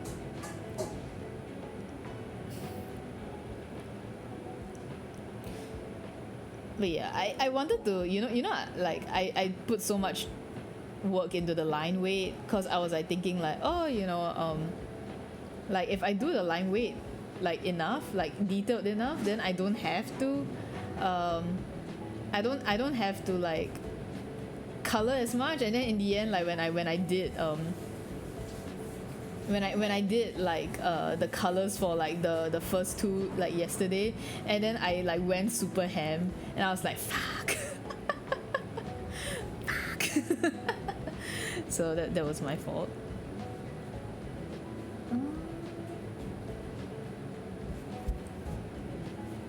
Copying would be more extreme, trying to make it super similar to original. Yeah. I think like, okay, I feel like copying itself is alright if you're using it for learning. If you're using it for like other means, this is, I can't put through? Okay, well then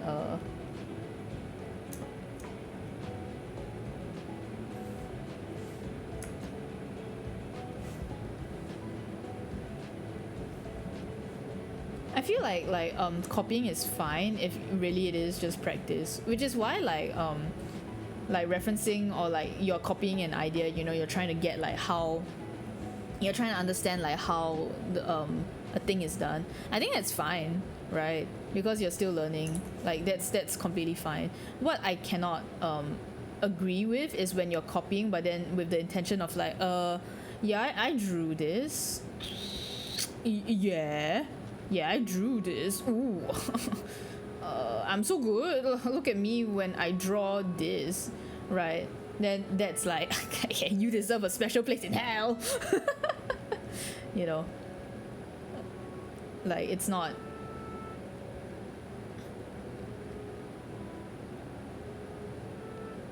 It's not great. Yeah. Yeah, I think there are many ways that I can get cancelled. But like I try not to like how to say, like I try my best to word my words in a way that would piss the least people off while getting my point across, because I just feel like I just feel like that people get really comfortable with like it's just like in general people just get so comfortable with like copying and stuff. Ugh.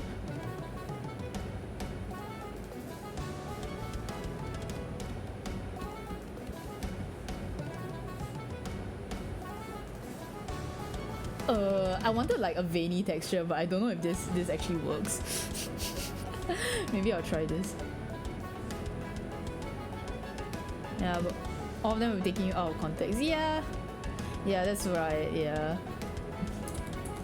Still, like I did have to try. I feel like I had to try and say something though, because like I felt like if I didn't say anything, like, cause I actually have experience in the field, right? And I felt like if I didn't say anything, then like, you know, what am I here for, right?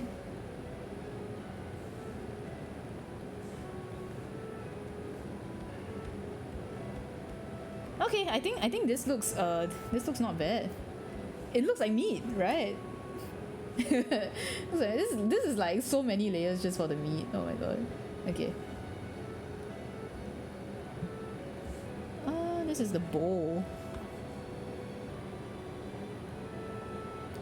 Where is it? Hot pot. I love hot pot, and I'm so glad that like the first like if you guys have watched like I think most people have left because now it's like really late. It's like after midnight. I think most people have left. But like if you guys have watched Dungeon Meshi, like the first dish is like hot pot. And like I really, oh my god, I love hot pot so much. So like when the first dish was hot pot, I was like, oh my god, it's hot pot, yay! So I love it so much. I'm so into it. Like, I mean, I don't know how much I will draw it because I still wanna draw my, I still wanna work on my second book, my second like FF14 book. But yeah, I really like it. I'm so glad that I got to read such an amazing work. I feel blessed. Like sometimes, you know, you just look at something good and then you're just like, I'm blessed that I am alive in this time period to read it, you know, to experience it.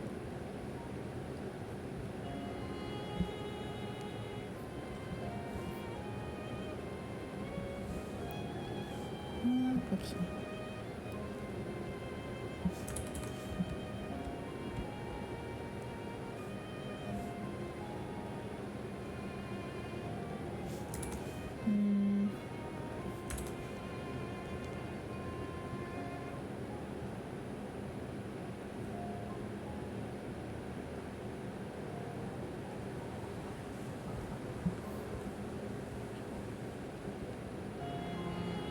If I'm a bit quiet, it's because I'm trying to like focus. It is like past midnight and I work tomorrow and I want to complete this.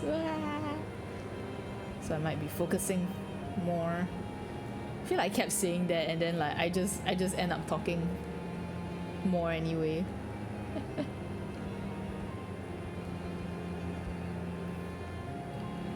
So like I like to use the default pencil tool for coloring a lot, especially for like stuff like this that requires a bit more like what hour is it, man? It's 12:17 a.m. I live in GMT +8.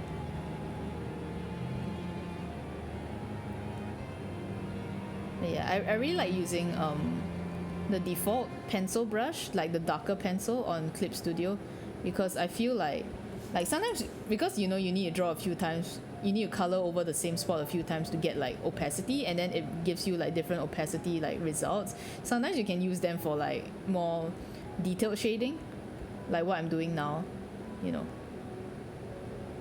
So like I feel like it's a very good tool. It's not the neatest, but if you can get away with it, like if your artwork doesn't need to be super clean, I think like this is a good way to add like some more detail in the shading with like minimal effort, I feel.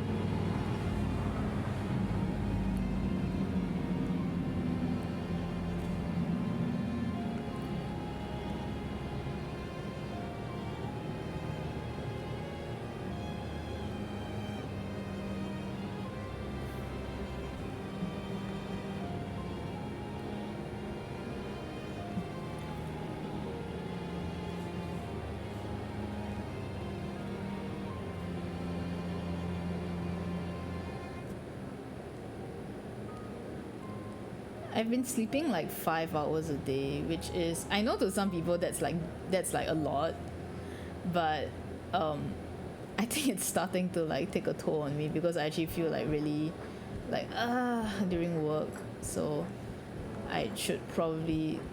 I wanted to sleep earlier, but we're still here doing this, so I can't.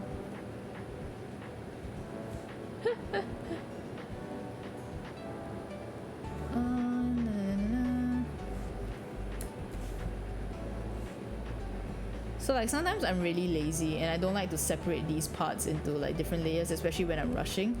So what I do is also like I just kind of, you know, I just like magic wand, especially if like the individual, like the colors are different enough, and like I'll just magic wand them so that I can just like shade like that.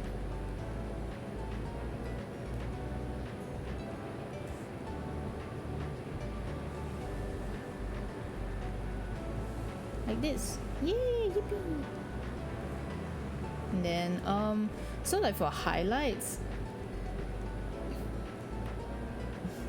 I like to use the lasso tool because it gives like sharper corners, like sharper than what your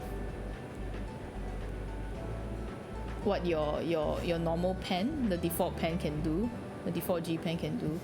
So like I feel like for highlights where you need like, you know, like for especially for like moist objects like mushrooms like this, you should have more stuff. Yeah, like it's more worth it to use this.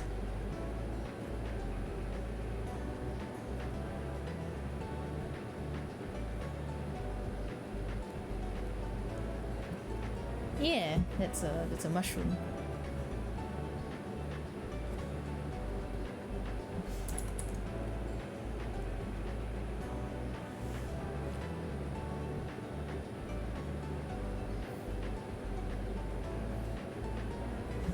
Like that. Yay.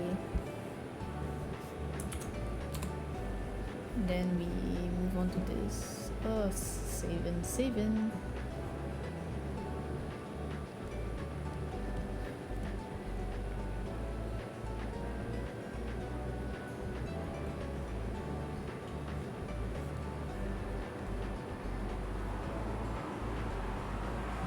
Oh.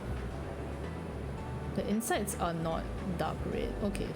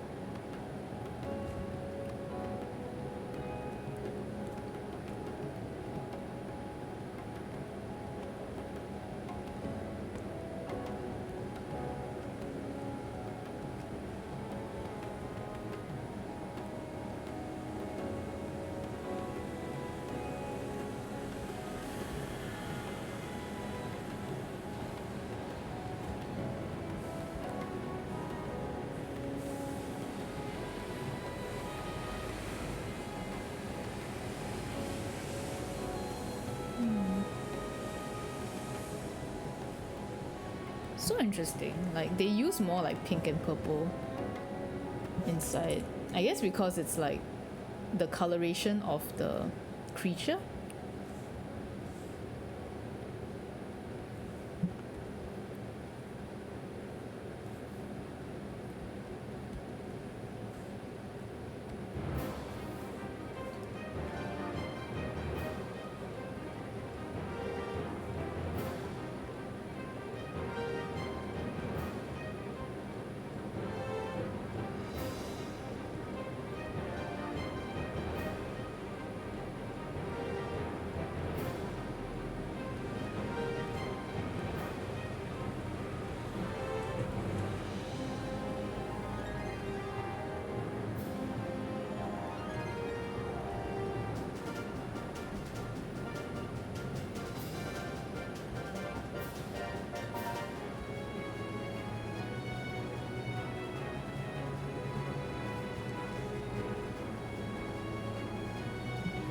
I'm getting so sleepy. Ugh.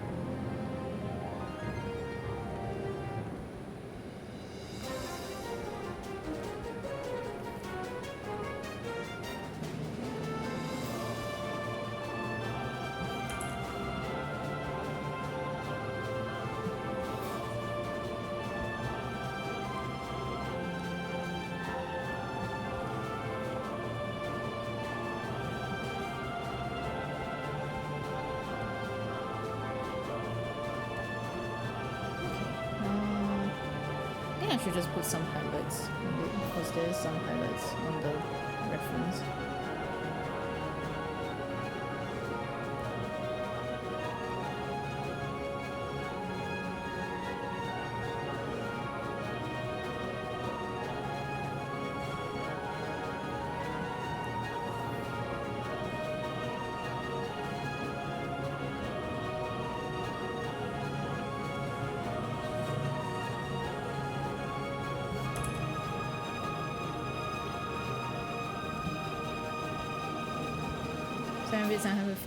I'm helping my family with some things. No, don't worry. Please don't feel like you need to like chat and stuff. Don't worry about it. Like this stream is also really chill, so like it's alright. Like I'm also like not really talking much because I'm also just focusing. Please don't worry about it. Please help your family. Don't worry about it.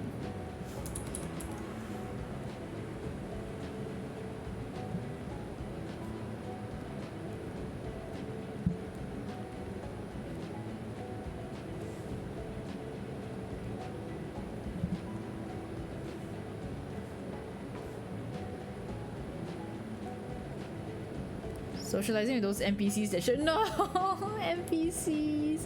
Ah, no.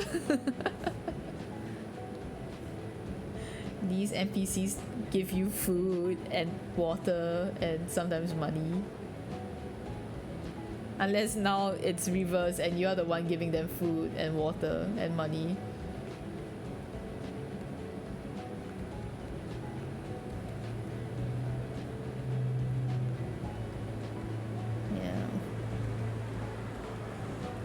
When you get like when you've done this enough, it's like you can kind of very accurately pick out the colors based on just like sight alone.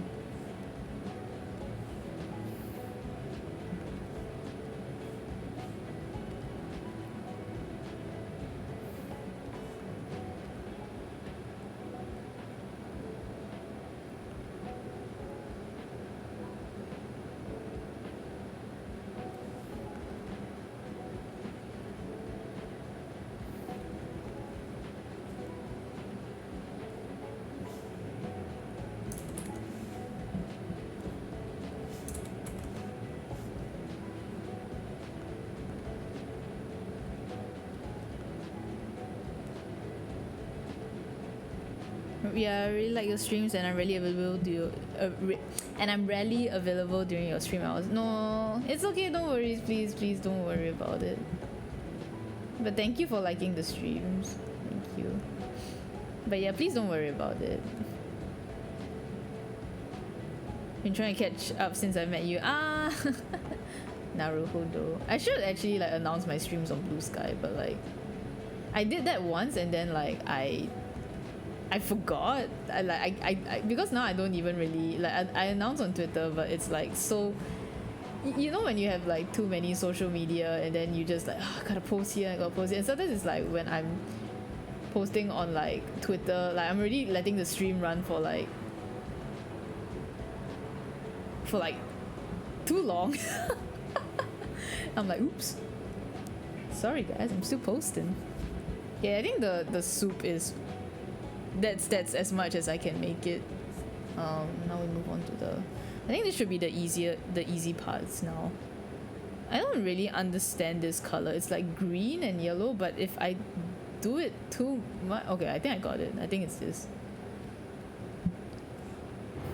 It's like it's the kind of color that like if you do it like wrong, it just looks gross. Okay, I should probably remove the merch thing because like my store is closed right now.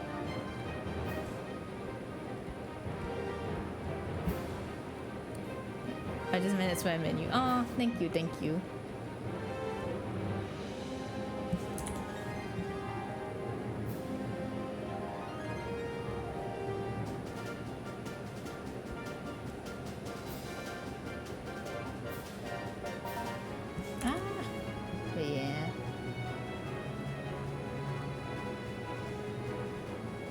I wish I had like a bot. Well, not really a bot, but more like a thing that helps me like, oh, you posted this on Twitter. Do you want to port this tweet to Blue Sky as well? And then I'm like, yes.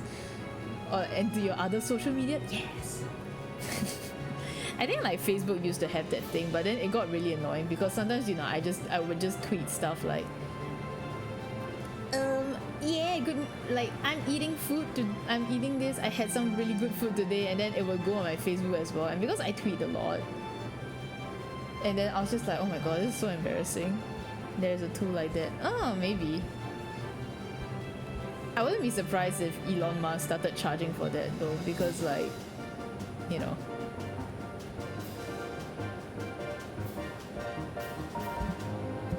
Oh god, you can tell that I'm getting really tired because like these are going haywire. Wait, where's the... No, not this one. Where's my other reference picture? This one. Okay. I think this color is kind of accurate, but I feel like for greens, it's kind of hard to make them look delicious. That's why people don't like vegetables, so I'm going to give a bit of yellow. But the thing with yellow is that it also runs the risk of like it also runs the risk of making it look rotten, especially if it's on vegetables.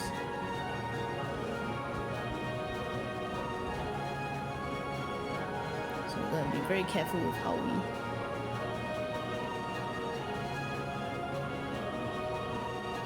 I'm gonna use a lighter green because this is where the light is, and I don't really want for it to look too harsh because then it will also look kind of rotten. So like something like this, and then like I'll maybe add like a bit of a...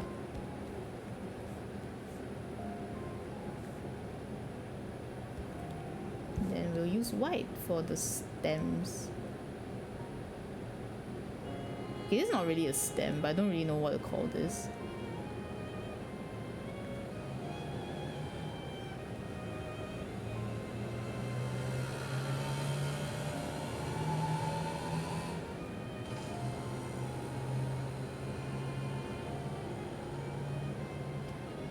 About there.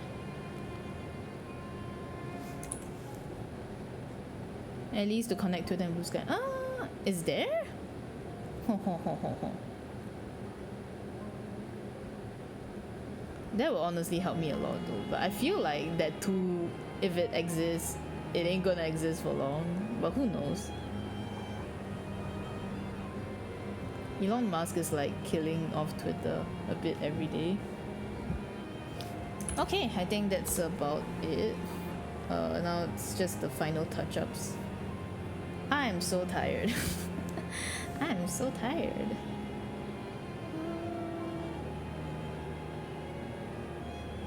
I'm just saying that some of my creators something like that. Ah, yeah, true. True.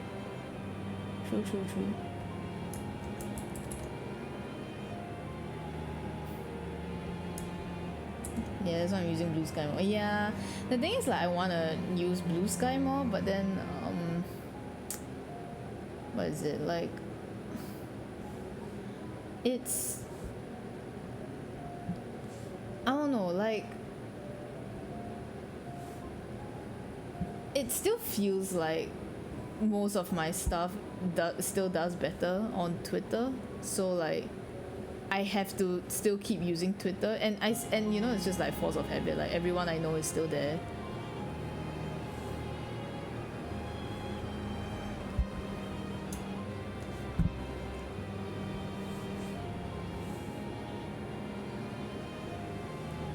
Okay, how does it look without the...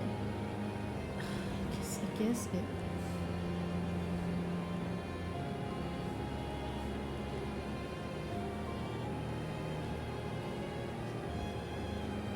Yeah, for now Twitter is still bigger. Yeah, and I think a lot of people haven't migrated over.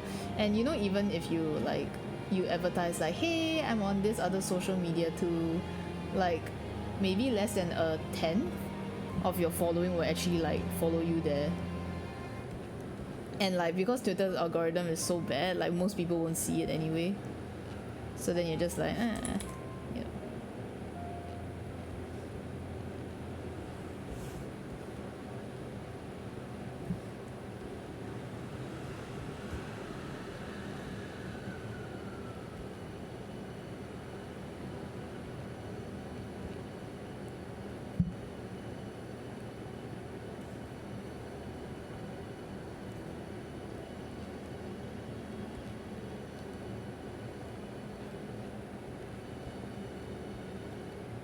Okay.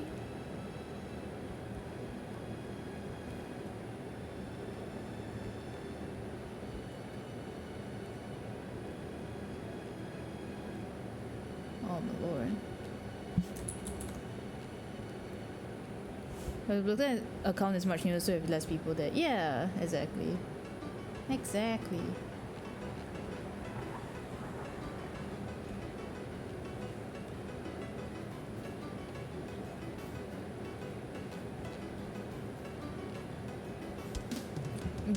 And fellow then, in case you remember our exchanges. Oh yeah, sure. I'll remember it.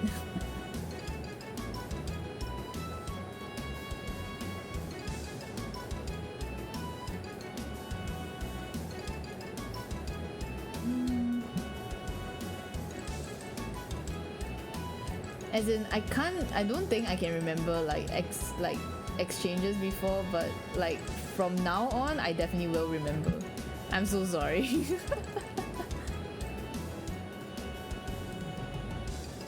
But so far, everyone that has commented on Blue Sky has been really nice. So therefore, I know that you are a very nice person if we've only interacted on Blue Sky.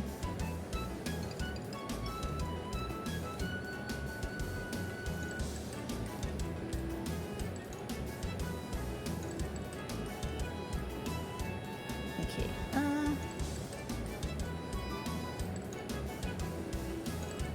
Damn, no! I'll remember you now. I'm sorry. I'm sorry.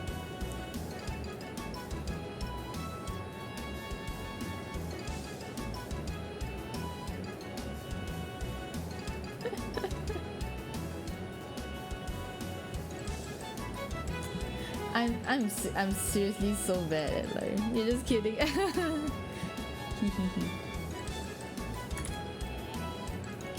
So this is the multiply layer. So this is to create like the illusion that, you know, like some of the parts are like soaked in the water. It's just a bit more. And maybe it's because this is a bit too dark then I think. Yeah. Other than that, it's kind of done, I guess.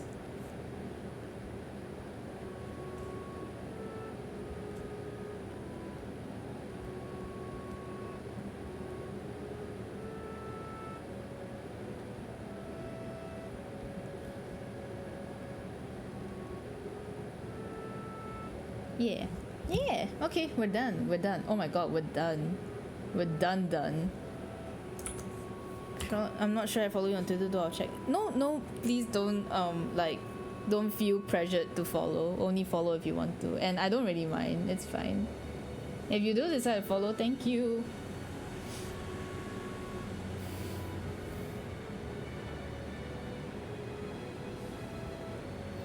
I don't really know how to like do these.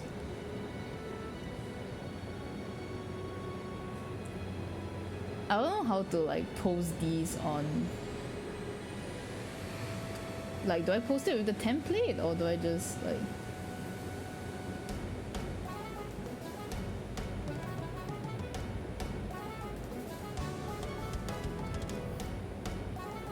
I guess like this, and then I'll create another.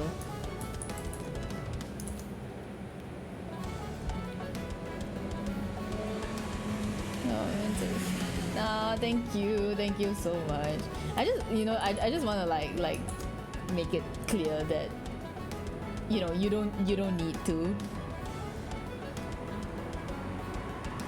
I feel like it's like let's say pressure, like, oh, you gotta follow me everywhere. And it's like, it's fine. Even just Blue Sky is also good. But thank you for liking my work. Okay.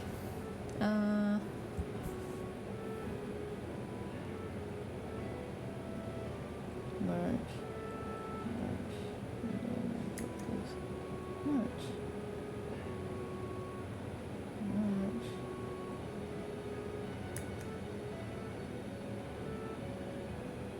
Oh, it's already almost 1. God damn. I'm sleeping so late lately. Okay. Senshi and Marcel to here. Chilchuck and Senshi.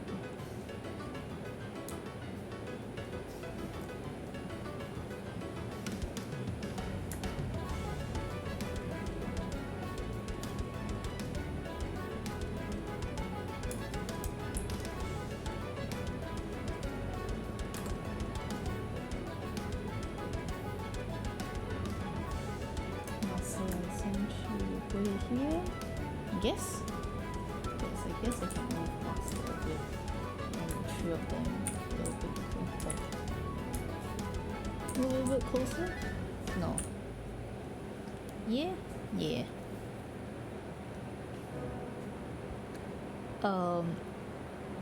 I think I'll add in like a little like mushroom icon just to.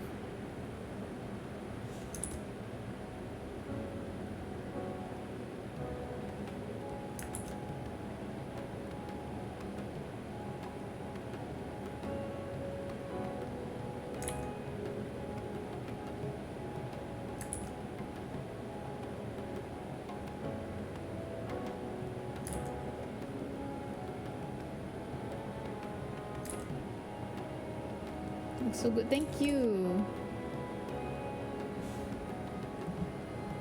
Yeah, so that's the little mushroom.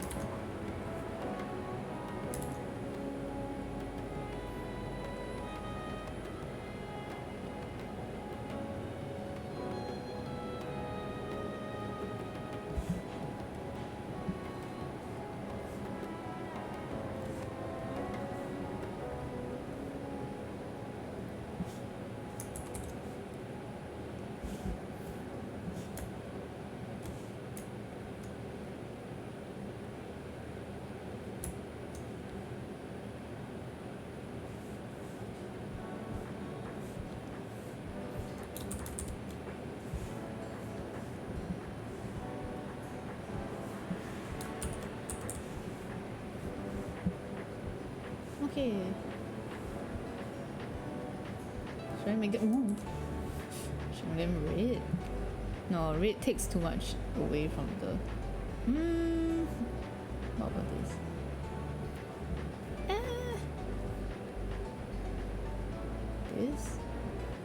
This? Yeah, I guess. Change canvas size.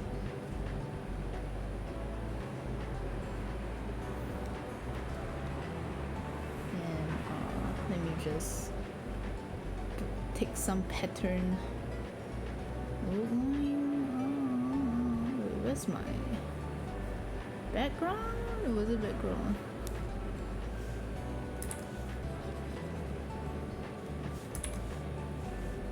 Just joined the Discord too. Thank you.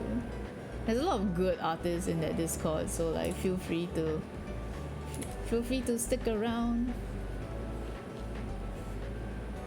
Okay. Oh god, the name. No, I heard that like it means something like I remember getting like an ask about like a thing on Tumblr saying that like it doesn't mean what we think it means, and I'm like, fuck. I swear in my defense I didn't come up with that name. In my defense I didn't come up with that name.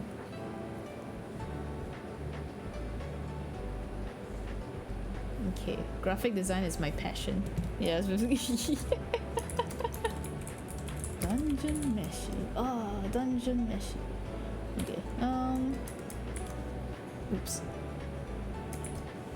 I think it was. What did I tell? It's like Garden or something. Yeah. Ortho, I think it's like 8. So it's supposed to be like, because there was originally like 8 people, now it's like 9. Font that I'm looking for is called Buffalo. Where is Buffalo?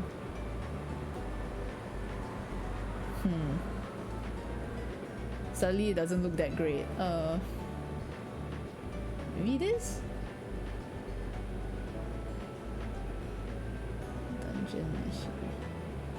Kinda, I guess. I don't know if this is actually the font I'm looking for. I'll stick with it.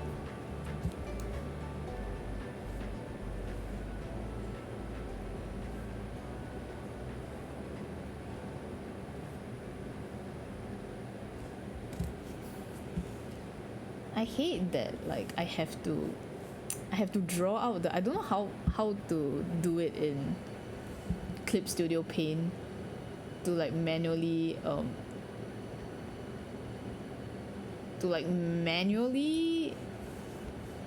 take away like you know, make the text box bigger so it doesn't like cut off.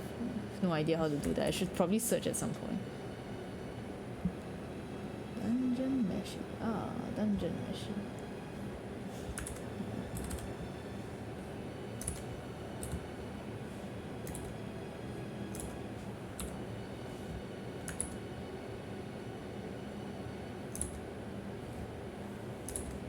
Google says it means vegetable garden. Okay. Yeah, I don't know how they came up with it. I was just like, cool, sounds like a cool name.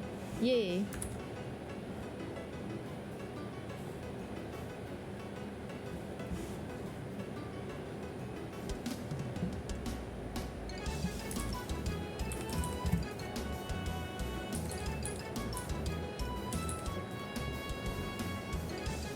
Yeah. Graphic design is not my passion.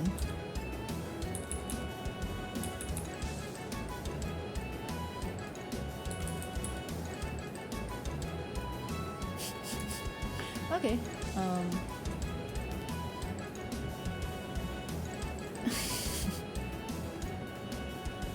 Oh lord.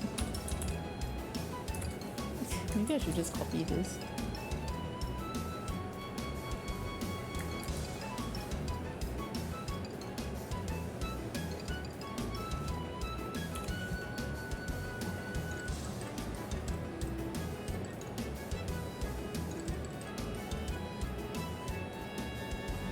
Not my passion. It's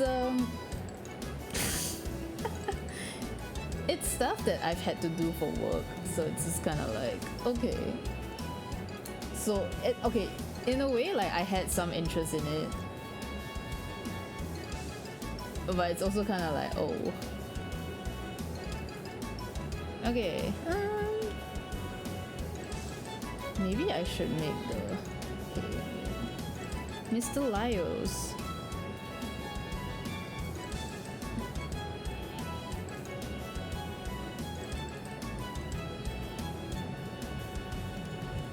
Mr. Lyos, how would you feel if I turn this? Ooh, that's not the color I want to turn it to. Ah! No. Okay, what about this? It looks a bit better.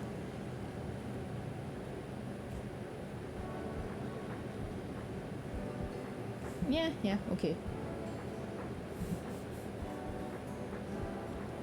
Like I kind of had interest in it when you play like games like Arknights, and Arknights has really good UI and graphic design, so it kind of makes you go like, oh, you know, I want to put more effort into it, especially when you have to make catalogs for like you know, especially when you have to make catalogs for conventions and stuff, and then you're like, okay, you know, I should put some effort into the graphic design so that it, you know, I'm not just putting like all my works into like, oh, here's a, yeah, it's all messy and shit, you know, like you arrange it nicely and then it makes people want to buy your work more.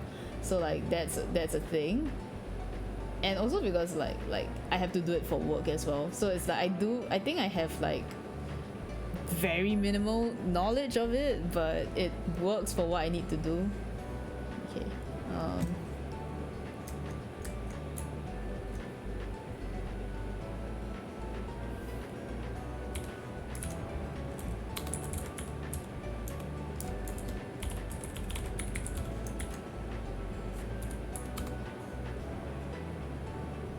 Looks for sure things. Thank you.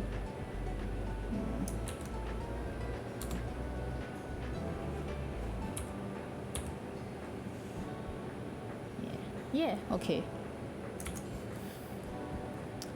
I'll save these. Save. Then what should I save this as? Dungeon Meshi. Oh, I know, I'll name it Dungeon Meshi, but done as in D-O-N-E. Dungeon Meshi. I'm so funny. No, I'm not. Okay. Dungeon Meshi. I did change image resolution.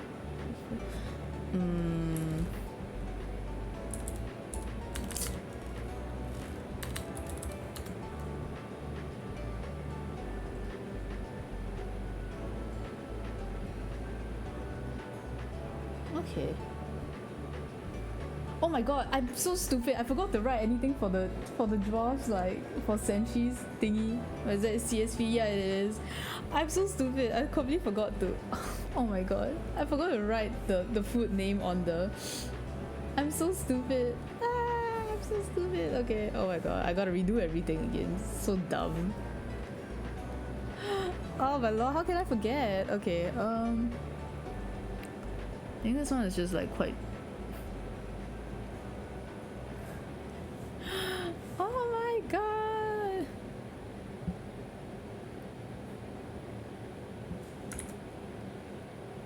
I gotta do everything again. It's so stupid.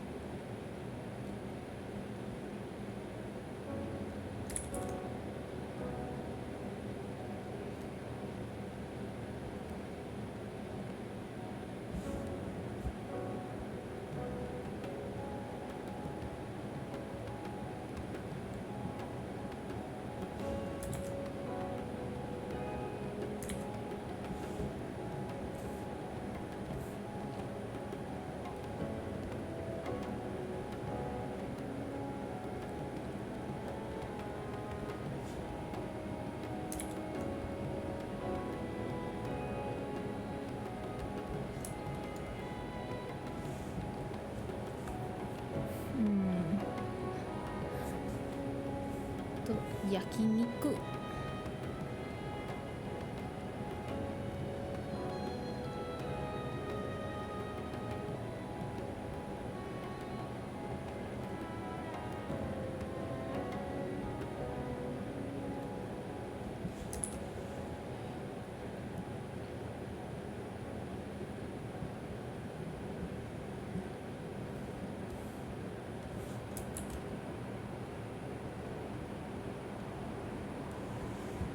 Okay, yeah.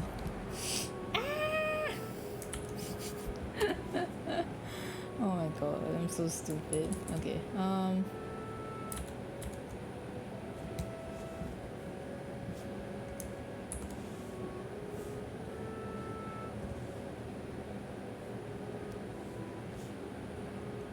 wait, why am I doing it here? Should be doing it on the actual file. Dungeon Meshi. Oh, Dungeon Meshi.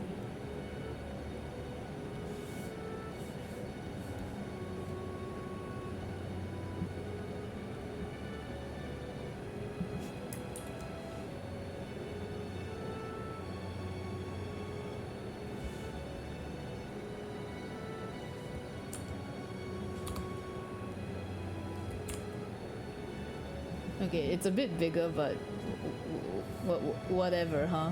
Whatever. Actually, I wonder if I can. Hold on.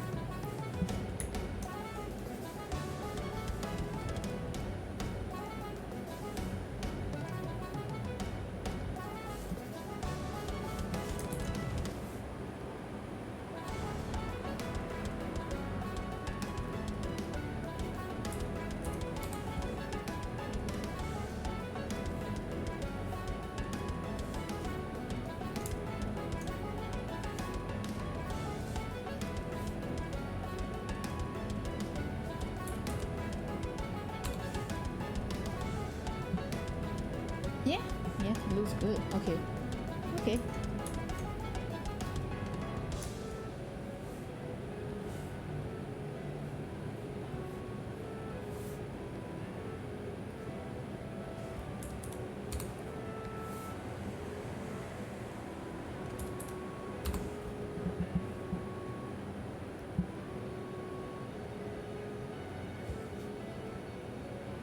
Just to show that like they are on different layers, as in like it's kind of a 3D effect.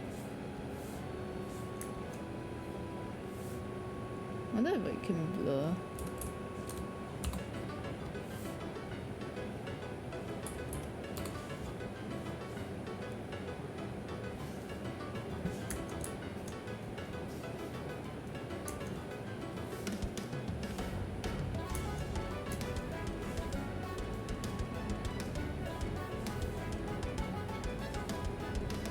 Oh wait, I'm supposed to... Oh, they're supposed to be multiply.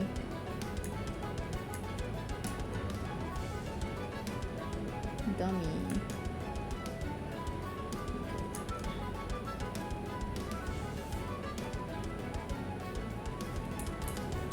Ooh.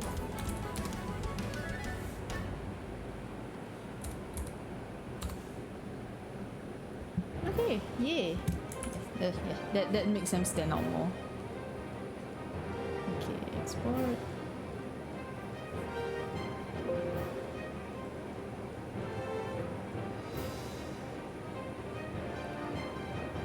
And then we'll just like prepare it for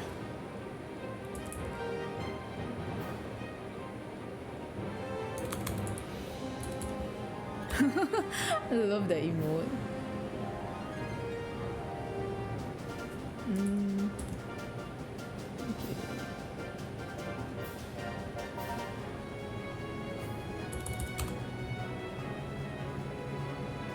Okay, yeah, yay!